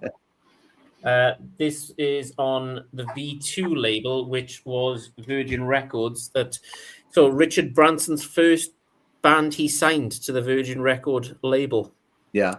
So that should have been the big push, at the time, right? It's not like Richard Branson isn't about advertising and or whatever you want to call it. Promotion is a better word. But I will be honest, Stu, right? Because I go back and forth with albums with the Stereophonics. If you want a really, really upbeat album, okay, get Performance and Cocktails, especially Bartender and the Thief. That just, you can hear Stuart slamming on the drums from the moment go. It's kind of bang, let's go. It's Kelly is an amazing storyteller, and he's kind of got that. If I was to explain it, Curtis, he sounds like Rod Stewart in a rock band. Yeah. So back to the Faces and things. You say old Rod Stewart or Rod Stewart now? Well, not he one looks like a grandma. Yeah. There was did Rod Stewart do Glastonbury last year? Was he the one who headlined Glastonbury last year? And there's a picture doing this, and there was like a meme going, when your grandmother hears it's all inclusive and a holiday, and she's running to the buffet. Yeah. So, that band's a head scratcher again as to why not more success. And then the opposite of that, and obviously they were in the picture, the promo picture, right? We had the Tragically Hip, and again, love them, hate them. Again, a band that probably should have had much more success, because I guess they didn't necessarily have the look per se, because Gord, wasn't a runway model by any means, but they had the sound, I think, that should have worked for the time frame for them. But anyway, I digress. This is a good comment, actually. How Muse are bigger than the Stereophonics, I'll never understand. Me either. I don't get it. They're massive. It's kind of like that Radiohead effect, like they're massive across the pond. And to me, it just sounds like noise. Yeah. It's kind of, he's just a creep and all that crap. So they never really got it. But yeah. Right. Okay. Let's keep it moving before I lose all my viewers. We will start again, and we will go to Curtis. So over to you, mate. All right. So I'm going to go with another band out of Nova Scotia here, and these guys, I think they should be huge, really, because unlike the Tragically Hip, they don't have that voice going against them. They're high energy, no nonsense, in your face rock and roll, maybe with an East Coast kind of crunch to it, but like anthemic hooks. I'm talking about the Truths. Yeah. These guys rock, man. Like, they are fantastic. They've got a kind of a polish to them that kind of reminds me of like a Foo Fighters, but they're crunchy, they're thick, distorted guitars, anthemic hooks and choruses. Why they're not huge, I'll never know. Like they're fantastic. Especially I only own on. I had to go to CD here, sorry, but I only own their first 3 albums. But they are fantastic. They've got the look of rockers. They look like rockers. I don't know how they aren't huge. Yeah. And even more so in Canada. Now, I arguably am familiar with them, but had slept on them for quite a while. I saw them about a month ago. I'll never miss a True show ever again. Live, they are fantastic. And again, another band. Oh yeah, I remember that. Oh yeah, and good songwriting. And you're right, they have that look. And the guy who is the guitar player is phenomenal. Very, very good. Wonderful front man. Bass player, looking like a bass player, like he should, kind of standing back there, just playing his bass. Really, really good stuff. Chris, I think you'd really dig them. I know you've started down the Glorious Sons path. Yeah. Again, they had actually, the guys that opened for them were 3 of the Glorious Sons in their side project or whatever. So yeah, definitely, again, write that one down and look them up, because yeah, Curtis, right on the ball with that. Just really, really good stuff. Yeah, and I'd say they're definitely a band you need to see live. They put on a fantastic show. Curtis, I think you had me when you said Foo Fighters. I can feel a connection there. You know what I mean? It's that kind of thought out, kind of polished kind of production on it. Yeah, and they're at 6 or 7 albums, I think, right now as well. So yeah, it's not like they're new by any means, right? No, let's see, 1, 2, 3, 4, 5, 6, 7, 8 as of 2025. Yeah, so there you go. Yeah, so couple Chris, of gold, 1 platinum album in Canada. So I mean, they've done well, but their 2021 album went to number 4 on the Canadian charts, apparently. Yeah, they had that big song that Highway of Heroes, I think, was very, very well known. It was about it was a kind of respect for the military, the soldiers who were lost in war, kind of thing, and that went pretty big across Canada. Yeah, cool. I'll have to check that one out. Joe, really good stuff. Go through the comments real quick before we go to Daryl. Hello, ground control, come in. Anybody? Oh, you asked me to do it? I thought you said you were going to do it. All right, I got it. No, that's cool. Did that one. Oh, the Trues. No, Richard. Yeah, definitely check them out, Richard. I think they'll be up your alley. Give them a listen. Worth a shot anyway, definitely. Saw the Trues. Warp Dog here, by the way. Saw you come in a little while ago. Thanks for coming on their last. Yeah, just fantastic. Again, really, really good live. There you go. If you get someone 6 feet off the ground jumping with their guitar, you know you've got something going on. So, but I would not sleep. Like I said, I kind of slept on them. They were always there. I always enjoyed them, but then I saw them, and once you see them, that just kicks in. Frank Zappa had an album called The Best Band You Never Heard Of. That's correct, and the Stereophonics could use that as well. And and then as Richard said, dang, a lot of albums out there, and yeah, as Curtis just said, 8 of them. So. There you go. We're a little caught up. Now it's Daryl's turn. Daryl, where are you going to take us? So my question is, do you want me to do these one at a time, or do you want me to do a quick 4 in a row here? Because they have a very similar situation. Yeah, sure. Let's do that. Come on. Let's do the 4 in a row then. Yeah. Okay. So I'm going to show 4 Canadian bands, 1970s, early 80s, and they're straight up rock music, guitar riffs, full guitar on the way through, all that kind of stuff. And I think that these guys, all 4 of these different bands, they suffer from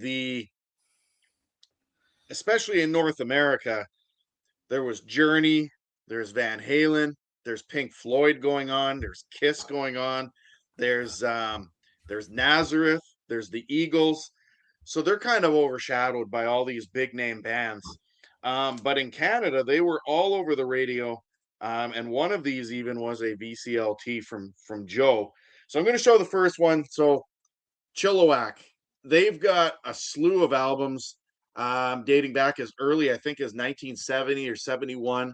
This is the only one that went anywhere across, not even across the pond, but in the United States, This has My Girl, Gone, Gone, Gone. This is the Wannabe Star album. But in Canada, they were played on radio everywhere. Once again, though, I think they were overshadowed by a lot of the American bands like Journey and stuff that were going on. Honeymoon Suite, I think, also suffers from that as well. I mean, these guys straight up guitar riffs and all that. I would argue that this, what is a self-titled album, I think.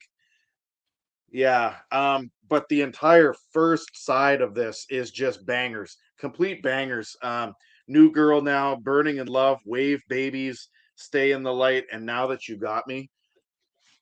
They're absolute bangers, an entire perfect side of an album, but never really saw overseas in particular.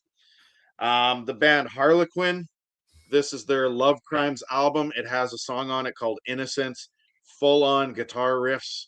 I wouldn't say that they're the trues, but I would say that they definitely have some full-blown guitar stuff that's going on there. And last but not least, this was a VCLT by Joe. The band April Wine, I was looking them up earlier. Yeah, they went a little bit in the United States, but they're a straight up Canadian 70s and 80s rock band that just never saw the light of day anywhere else. And if you're looking for 70s and 80s rock bands, those four right there, if you haven't heard them, I would check them out, because I think they were just overshadowed by some of those big name bands from the 1970s. And Yeah, never got known. Honeymoon Suite in particular, I think are equally as good and or better than Loverboy, and I think more people would know Loverboy than would know Honeymoon Suite. I think maybe that's not the case. I think Working for the Weekend and Hot Girls in Love got a little bit of traction in the United States anyway. About the UK, I have no idea. Probably not, but yeah, we've all got our April Wine albums out, right? So because massive here, massive started in Nova Scotia. Maybe a little bit more known to be a Montreal band, but definitely Miles Goodwin and company were around for forever. One of my very first concerts that I saw back in the day, but really, really good stuff. But yeah, especially I think Honeymoon Suite out of that group, and Harlequin, and I love Harlequin. I'd go see Harlequin any day, all day. But I think they probably should have earned a little bit more, but they were just in that time frame. Again, you nailed it, where they were getting overshadowed by similar bands of equal sound and talent in the United States that were just getting much more airplay. And then again, I don't know, Chris, did you know any of those? Were you familiar? Probably. I wouldn't think Harlequin. I thought maybe April Wine. April Wine got some success because of MTV. I think they were played on the first day. MTV played 3 or 4 times with some of theirs because they had some videos made. It was Harlequin's another one. I know the name of the band. This keeps happening all night to me. It's like, sure, I know the name. When you said Amy Wine, my mind just went to Amy Winehouse. Yeah. Yeah. But what I want to do before I go to Joe, I want to promote one of our close friends, Alex. I will show kind of the promotional trailer, and then Joe's going to explain kind of what's going on. So enjoy this.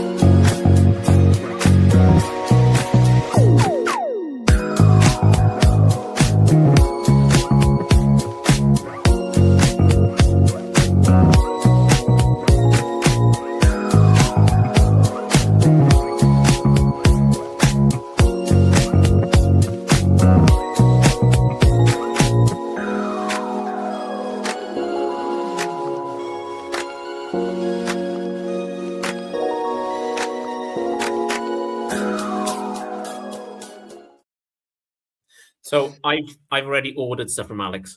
Yeah, exactly. You're my first order. We got the promo code early, some of us. Yeah, Yeah. exactly. Yeah, just our good friend Alex. His logo kind of lends itself to all the stuff that you saw there. It looks good on shirts. It looks good on beer mugs, obviously. Beerandvinyl.com is where you can go.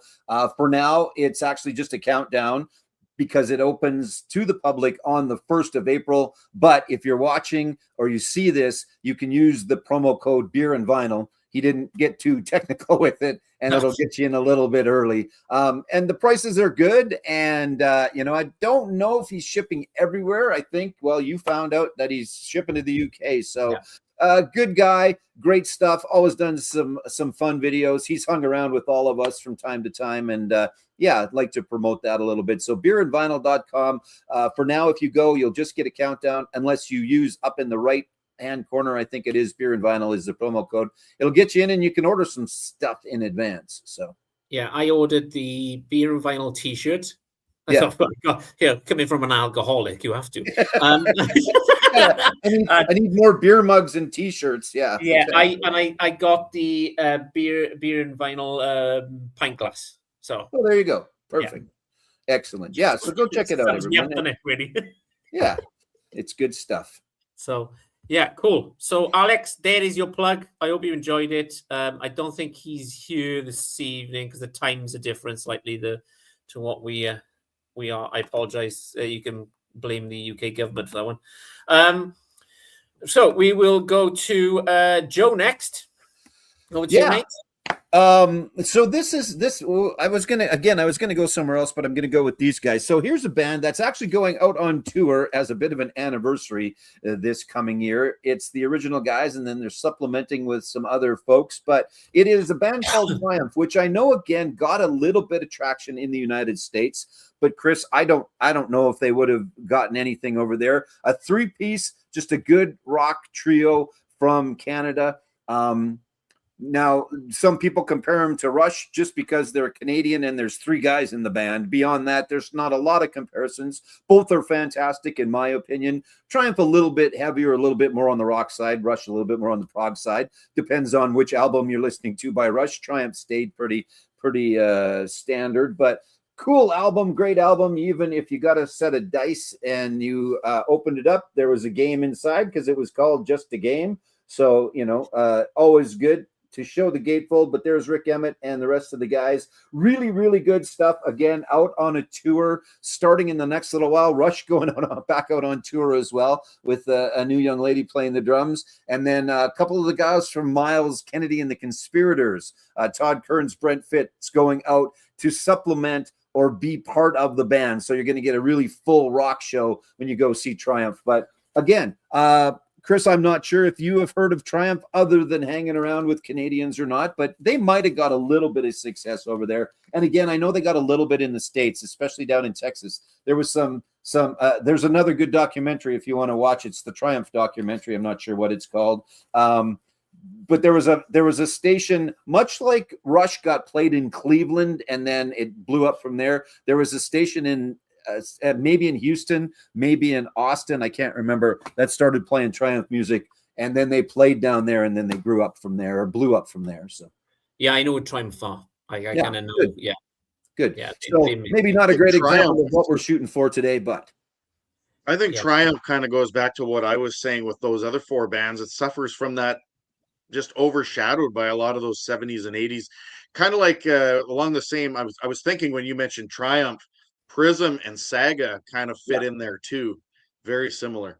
Yeah, agreed. Definitely. I think Saga had again, much like the Danko Jones, they had maybe a major following in the UK. I'm not sure if they went and then they just toured the hell out of certain parts of the UK and maybe more Scandinavia than anything. But yeah, Saga is a great example of another band that more people probably need to know about. Now, touring still, no new music, but touring, so. Yeah, Richard, same beer. He's ordered as well. Yeah, so, that's right. Yeah. Right. Before we go any further, and I know there's been a lot of promotions tonight, but I have to promote my my mate here. Joe, you've got a quiz. Oh, yeah, sure. Yeah, we can do that quick. We don't need to show the thing. We can just talk about it. But yeah, it's a rock and roll Jeopardy. It's a game show. If you're out there and you want to play, it's a lot of fun. I hope anyway. We've got 3 former contestants, actually. Everybody's been on, and we have a former champion actually as well with us, with the other gentleman wearing the 2 cup in the top there that has qualified for the Tournament of Champions, which I need a few more winners to get to. But yeah, it's every Monday night. And I think it's fun. You can kind of play along. It's music trivia and in the form of Jeopardy, but we call it Jeopardy because we can't call it Jeopardy. And if you want to be on, let me know. The Racer Report at gmail.com. Put some notes here in the comments, whatever. Just filmed a new one yesterday that's going to come out tomorrow. And yeah, it's been a lot of fun. So hopefully a few people have been watching, and I appreciate it. And it's a lot of fun to do. It's a lot of fun to put together. It's a little bit of work, but I enjoy it. And I hope that the people that have come on themselves as well. So I love the way you went straight to Curtis and not to me when he said a winner. well, no, he was just the only one that's won one of the episodes so far, though. So Yeah. far. Go back to mine. I think Dal was texting me. He was like, the Beans cover? What the hell's going on with you? Yeah. Well, there was a category yesterday that nobody was all too happy about. There's always seems to be one category that you got to be the right person. Sometimes that's going to be your category. Yesterday there was one that none of the 3 contestants were all that thrilled about. I think maybe one of them got one of them right, but then the rest of the time it was kind of blank faces. But I write them and then they just come up as they come up. I don't necessarily tailor them to the folks that are playing because I want it to be a bit of a challenge as well. So yeah. Well, it's good fun to be on, and I really enjoy watching as well, playing along. So it's thank you. I appreciate that. Good fun. Yeah. I think we had Mark Morris on a few weeks ago, and he said to you, didn't he, Joe? He sat down and just watched it all the way through. Kind of, I think there's a lot of experiences where people are screaming at the TV or on your mobile, going, "I know that answer! I know that answer!" Yeah, exactly. Yeah. Mark actually is one of the contestants that was on yesterday that will be on tomorrow. It's Mark and it's Jack from the Vinyl Martini and it's Brian the Embryonic Robot. So that's the next 3 contestants tomorrow night. So it's a good one. Yeah, it's a good one. That's going to be a cracker. Yeah. And then Christian's going to be on next time I film one. Christian, who was on with us from last week. I've got a few other people lined up. So yeah. And then again, when I get to 9 people that have won, we're going to have a Tournament of Champions, and I'm going to keep going. If people want to keep playing, I'll keep writing episodes. We'll keep filming them, and if nobody watches it, screw it. We're having fun playing anyway. So yeah, there hasn't been Chinese opera yet, but now there's going to be, and it's going to be the next episode that you're on, Richard. So there you go. So Boz is saying, I'd be interested in being on the show. Perfect. So then we'll get together and we'll get you on because, like I say, Christian wants to be on as well. Not that everybody has to be from, So that's good because I'll take people from any genre or whether they're in the VC or not. Now it's the VC game show, blah blah blah blah blah blah blah. But anyway, yeah, that's awesome. Good stuff. I'll just say this: he had me on, so he'll have anybody on. He'll have anybody on. That's right. Cool. Right. Okay. Let's. He should have a tournament of not champions, eh, Chris? Tournament of not champions. Okay. Yeah. I'll have. Yeah. No. Well, that's the thing. I talk about that, but I want to mix and match a little bit too. Get maybe you and Chris, and maybe this 3 right here. This is going to be a future episode. We'll see. So yeah, I'm just there for the numbers then. We done the UK version. Yeah, and we had Richard on, who was more British than I am. That's right. It was kind of like, I think, yeah. Anyway, go watch it. I'm not going to spoil anything. Right, I will go next. So let's go to Scotland. Bit of Travis. Good. So kind of a big band in Britain from '98 onwards. I'd say this is their peak. The Man Who. If anybody doesn't know who Travis is, go and give them a quick stream. Go and check them out. They are an amazing band. There's the front. Sorry, Joe, there's no gatefold on this one, mate. That's okay. So there's the band. Sorry about the light. There they are. As you can tell, that's Scotland because there's snow. I'm talking to Canadians and I say snow. So there's the back. So you got some corkers on here, Right Into Reach You, Driftwood, Turn, and the massive one on you was Why Does It Always Rain on Me? So that was a massive one in Glastonbury in '99, I believe. This was a national album day in Britain. And lucky enough, it matches the same as the album cover, and it's white. So that's pretty cool. Instead of like an orange one for some apparent reason. But yeah, on white vinyl, Travis, go and check him out. The man who, Why Does It Always Rain on Me? They sang it in Glastonbury. It was sunny all day. They sang the song Why Does It All Rain on Me? And it pissed down for the rest of the day. True fact here. Well, there's one North American that knows the band, Travis, because you told me to get it and I went and got it and it's good and I enjoy it. So yeah. Not that people need a second recommendation, but it is good. It's a style. I like it though. It's good. It's kind of different to the Brit pop that you're probably used to. It's a Sure. bit more laid back. It's a bit more melody, should we say? Yeah, definitely. But yeah, an amazing band from Scotland. Don't ask me what part because I don't know and I don't really care. But there you go. Travis, the man who, brilliant album. This is their peak. This is the best album they ever did, in my opinion. So there you go. Good stuff. Yep, good stuff. So what we got? We got about 10 minutes left. So Curtis, you want to do a rapid fire round if you like? I could do a rapid fire. Yeah, rapid fire. Okay, hold on. Let me. I wasn't ready for rapid fire. Let me see here. Who do I want to highlight? Okay, that one. Okay, get that out of the way. All right, I'm going to start off with another Halifax-based group, Sloan. These guys have a long discography, probably 15 albums roughly. Beatle-esque songwriting meets kind of 90s rock. I saw them for the very first time. I can't believe it's the first time I saw them last summer, and just reminded me how much music that they have out there that I know and I love. So I'm like, I got to start picking up their albums. So here, touches of Beatles, touches of Weezer, touches of, I don't know, that kind of sound. Great band there. Here's a band that only had like 4 albums. This is kind of alt rock. They think along the lines of like Red Hot Chili Peppers, kind of funky at times, groove heavy. I Mother Earth is the name of the band. They're out again touring with Matthew Good, who's another one who could be on this list.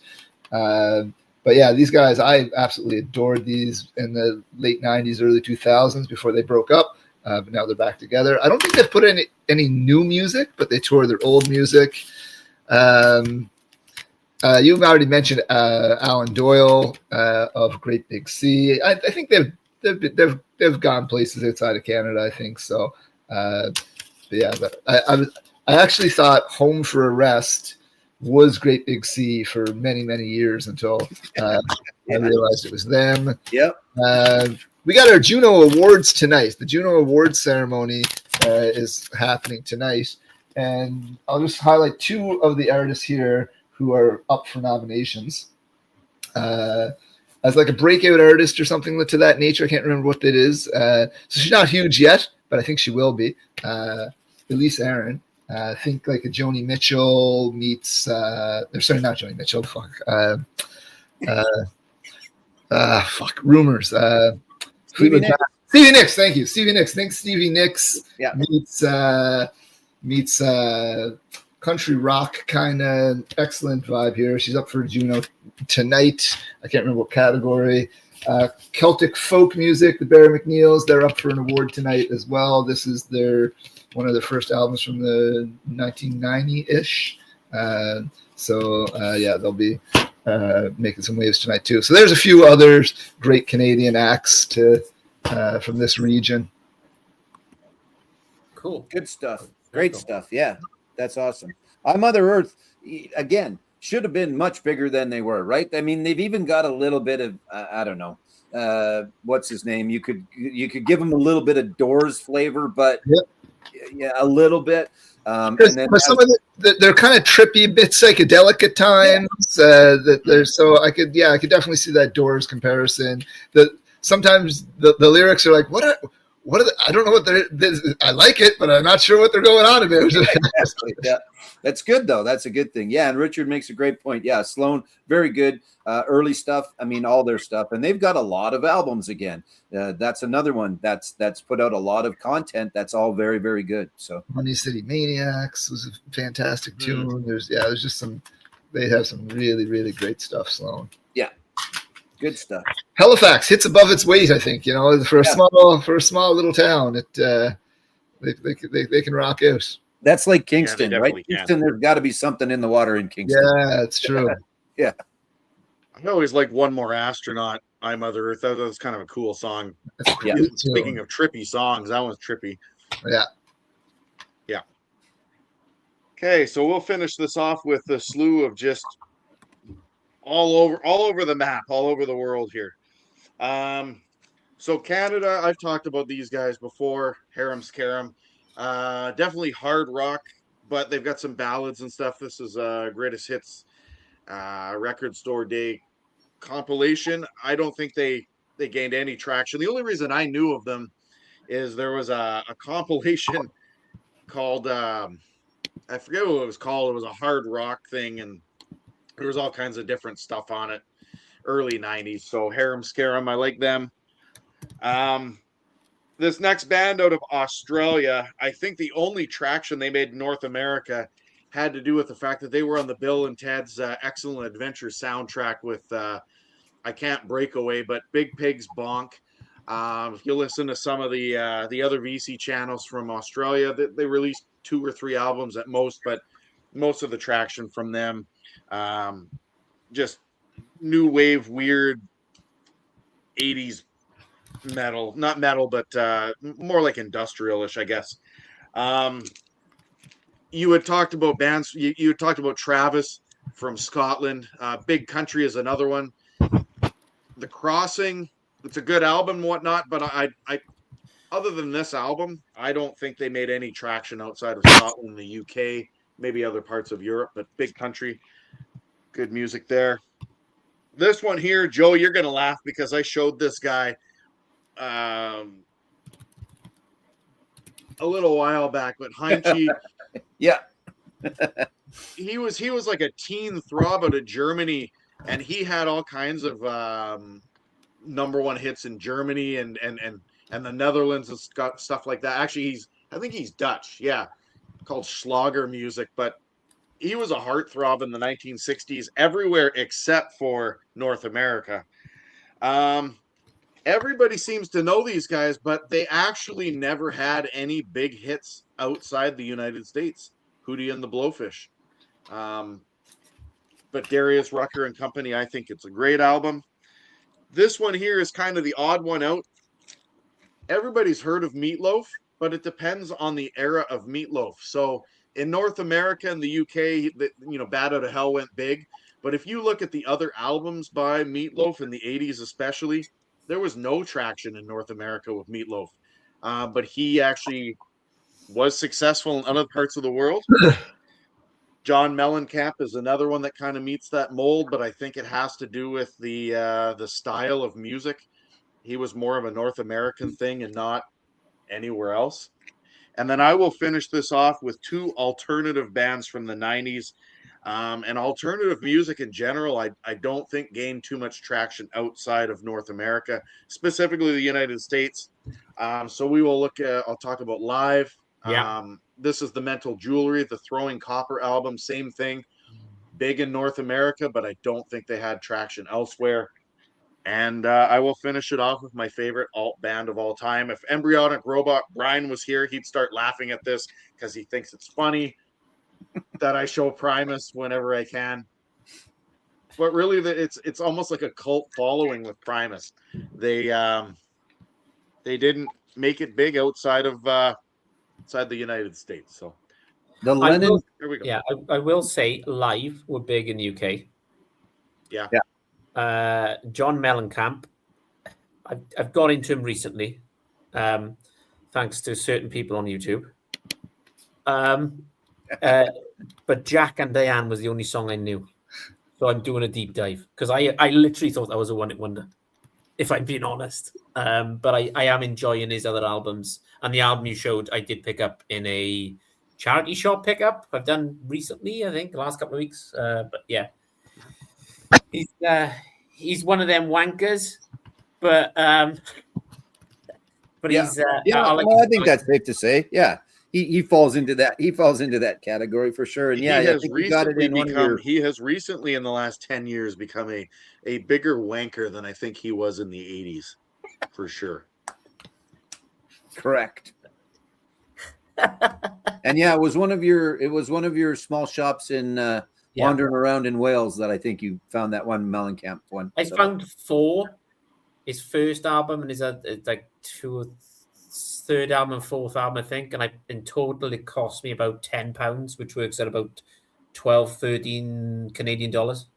So I had a good deal on that. So I'll stop talking now. Joe. Fair enough. All right, real quick here. I'm just going to show a couple. Soda Stereo, I am not familiar with, from Argentina. We're huge in South America. These guys, I think you would all love. So write that down, Chris. Yeah, I'm on it. Already. Okay, good. A little bit. Good stuff. Yeah. And then a lot of people think Mellencamp's American Fool was his debut, and it actually was his 5th. It was. That's right. So Nothing Matters and What If It Really Did is first, isn't it? Or something along the lines of that. I can't remember. Back when he was John Cougar Mellencamp, because you needed 3 names. Okay, I will rapid fire us here quick. One is going to be from the UK. That was big here, and I'm not sure if they were there, and I know they weren't in the States, and they were in my video last night that I did. Well, I did it last night. It plays, but it's the Monks. Chris, are you familiar with, other than, again, probably me talking about them before, and this album in Canada was massive, at least back in the day, in my high school days, which, yes, we were actually indoors. It was more than one schoolroom when I went to high school. For those that are being a smart ass. But anyway, the Monks, Drugs in My Pocket was the big song, but it's a really, really good poppy, punky, fun album. Check it out if you haven't. But again, a band I think that was massive here and nowhere else, but they weren't even from here. The Monks, they only had 2 albums. The other one, not so good, but check out that one. This band was big in Canada, massive in Canada, still playing. Not Gordon, good Lord. Randy Bachman and Burton Cummings. I'm not sure why I was going to say Gordon Lightfoot, because he had nothing to do with the Guess Who other than he was very good. They had some success in the States. American Woman is actually not about American women. It's actually not about American women at all. And it's also in the category of songs I never need to hear in my life ever again. But how Canadian is that cover? You got the guys all playing hockey, and there's the rest of the guys on the back. Drinking beer, playing hockey. Not much more Canadian than that. Trooper, there we go. That's another one that was fairly big. I got a couple out here because this one I used in my hat video as well. And then 2 for the show. Big Western Canada. I think Trooper, probably you guys are from. I mean, I know. I think, yeah, you're shaking your heads. So pretty big in Canada, but probably nowhere else. Maybe Boy in the Bright White Sports Car got a little bit of traction because it had that kind of a feel to it. Possibly into the States, I'm not sure. And then raise a little. I might actually argue, Joe, that the Hot Shots compilation album might be more recognized by Canadians than the regular albums are. I think so. Yeah, that's true. And it was good. I was gonna go with it, but I think I showed it a little while ago, so I decided to go with these 2. But yeah, that's a good greatest hits for you. Really, really good. Yeah, greatest hits, exactly. And lastly, this is a band that is shown by a gentleman that we have all hung around with, but it's my turn to show Blue Rodeo because, again, arguably, Chris, I don't know, you're our judge here, whether I know you know of them now. Yeah. But did you know of them before? No. And they're massive here. It's them and The Hip, I think, are the 2 biggest Canadian bands that have not had success internationally, I think. Some might argue there's a couple others, but I think those 2 are the biggest Canadian bands that not as many people know about them as should. But it's one of them. When I listened to them on Apple Music, I was like, oh, I know that song. Oh, I know that song. Okay, unless it's been played in a supermarket or somewhere. Right. It's kind of that situation. Sure. That's fair. But, yeah. And for those that don't know, for those that are watching, and again, I know that there's lots of people here that watch our stuff and others on a regular basis who are fairly familiar with. But if you happen to catch this, Blue Rodeo, very good, rootsy rock, good stuff, great songwriting, good musicians, just really, really good. And they've put out a number of albums, so you should check them out. I'm just going to show two really quickly. Yeah. That I thought Joe was going to pick one of these. It's The Darkness. Right. Do you want to make me big, quick, Joe? I didn't think that anybody across the pond would pretty much know. This came on the brownish vinyl. This was an Amazon exclusive. One we held ticket and back. One artist you need to check out. One of my favorite female artists of all time is Katie Tunstall. I think if you know me, you know I love this woman. Brilliant. Eye of the Telescope. What a fantastic album. So there you go. Look, she falls into that category of there is no reason why there shouldn't be more international success. And again, there's lots of these artists that we've all talked about that have had success, and some have been much, much bigger at home than internationally. Some care, some don't. I don't know. But these are just some bands, I think. Why we wanted to do this was, hey, there's a whole bunch of great stuff out there. I think about this. If I was to go to Australia, or if I was to go to the UK, or if I was to go to maybe not necessarily Japan because of the language, but if I was to go to places that sing in English, because that's all I understand. I'm only a one, although I know 3 words because I need to order a coffee in Montreal when I go there. And that's not true. I don't even know what the hell how to say coffee. But my point is that I could walk into a record shop there, and there would probably be a bunch of records that would be in the 1, 2, 3, 5 pound dollar bin that you, as a UK, see it all the time.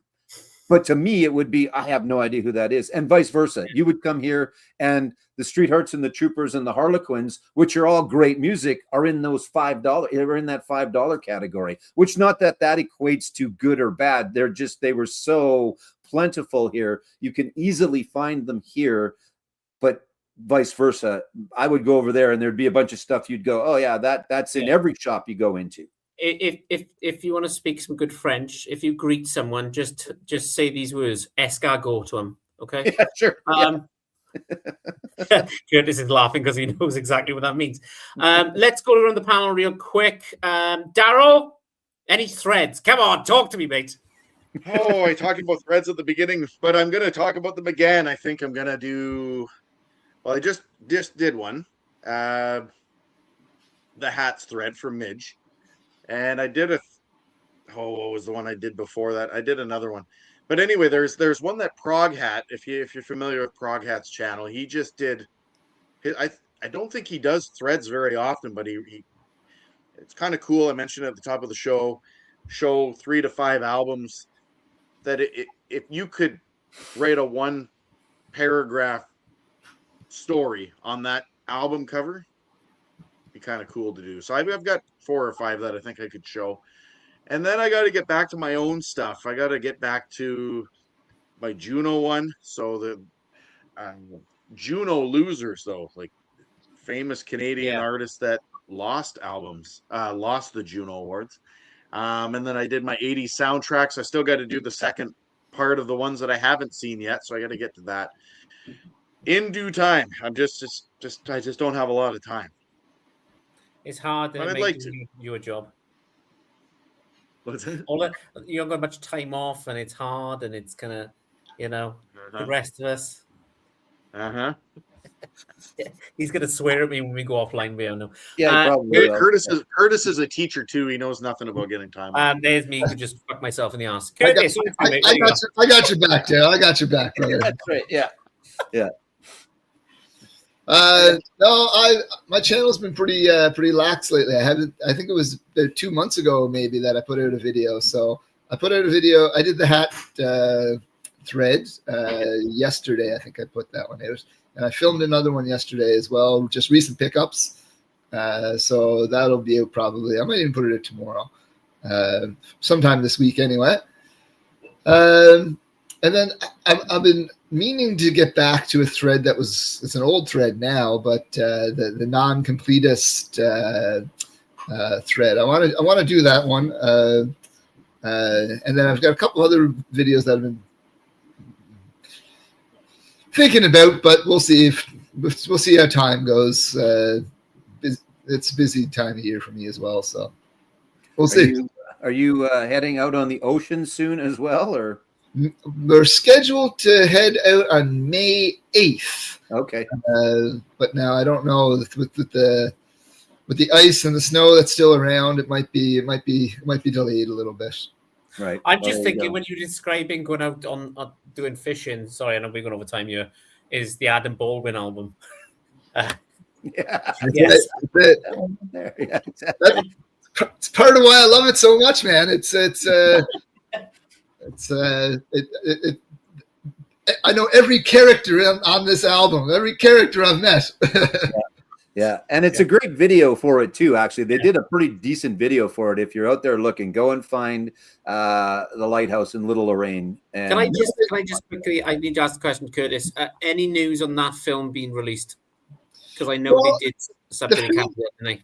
As far as I know, it's been released. Like they had a premiere, I think, at like TIFF or something. They're one of the film festivals, and there was a debut. They had a debut for it in Halifax, so I think they're kind of waiting for someone to pick it up, maybe, or before it gets a wider release. So I don't know how these independent film things work, but I've been hoping to hear from it soon. Yeah, awesome. Sorry, Joe, over to you, mate. Yeah. I talked about it. I got the hat thread going on. I got a couple of things. I had not done videos for a while, and then I started to do things again. And there's not going to be a lot, but there's always going to be the live stuff, which is what I love to do. And then there's always going to be, as long as I can keep getting contestants, there's going to be the game show, the Rock and Roll Jeopardy on the Monday nights. It used to be live. It still premieres, and you can come and you can watch it live when it premieres on Monday evenings at 9 Eastern. And or you can watch it whenever. You can go back and watch some old episodes. And again, love to have some new people on. Love all the folks that have been on already, but I want to try and get up to 9 winners and have a bit of a tournament. And then I'll have a non-winners. We're not going to call them losers game. So no, it'll be a non-winners game. Joe, before we switch over to Chris here, I just wanted to show you this. It came in. Oh, perfect. Good. There you go. So there's an album that 3 of us have, right? So yeah. They were just in Toronto last night. The guy from Monster Truck, whose name again escapes me, he's got a bit of a new project going on, and he's the producer of that album, and they opened for him kind of a one-off in Toronto last night. So a buddy of mine that used to live here went, and he said it was fantastic. Got a picture of him with the band. He bought the album. So yeah, it's good stuff. Sorry, Chris, go ahead. Go on. I'll just show this last one really quick. Yeah. So there's a band in Britain called Ash you need to check out as well. They're kind of like that Travis, kind of a bit more heavier. Okay. They're really, really good. For myself, I keep saying this, but Daryl was on 2 weeks ago, and I am going to go to the oldest record store in the world, which is in Cardiff in Wales. I'm trying to organize with the manager as we speak. So we're trying to organize something. I'm going to interview the manager. We're going to go back, behind the scenes at Spillers in Cardiff. And kind of work something out. So that's my plan going forward. Just done a video yesterday.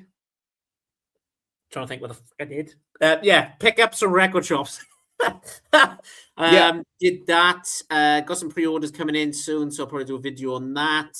But yeah, my main focus going forward with the channel is going to record shops and showing people kind of around Wales what's going on, what expected, charity shops, what you can pick up, that kind of stuff. So I'd like to thank all my guests this evening. Curtis, thank you so much for breaking your virginity and coming on the channel this evening. It's been amazing, mate.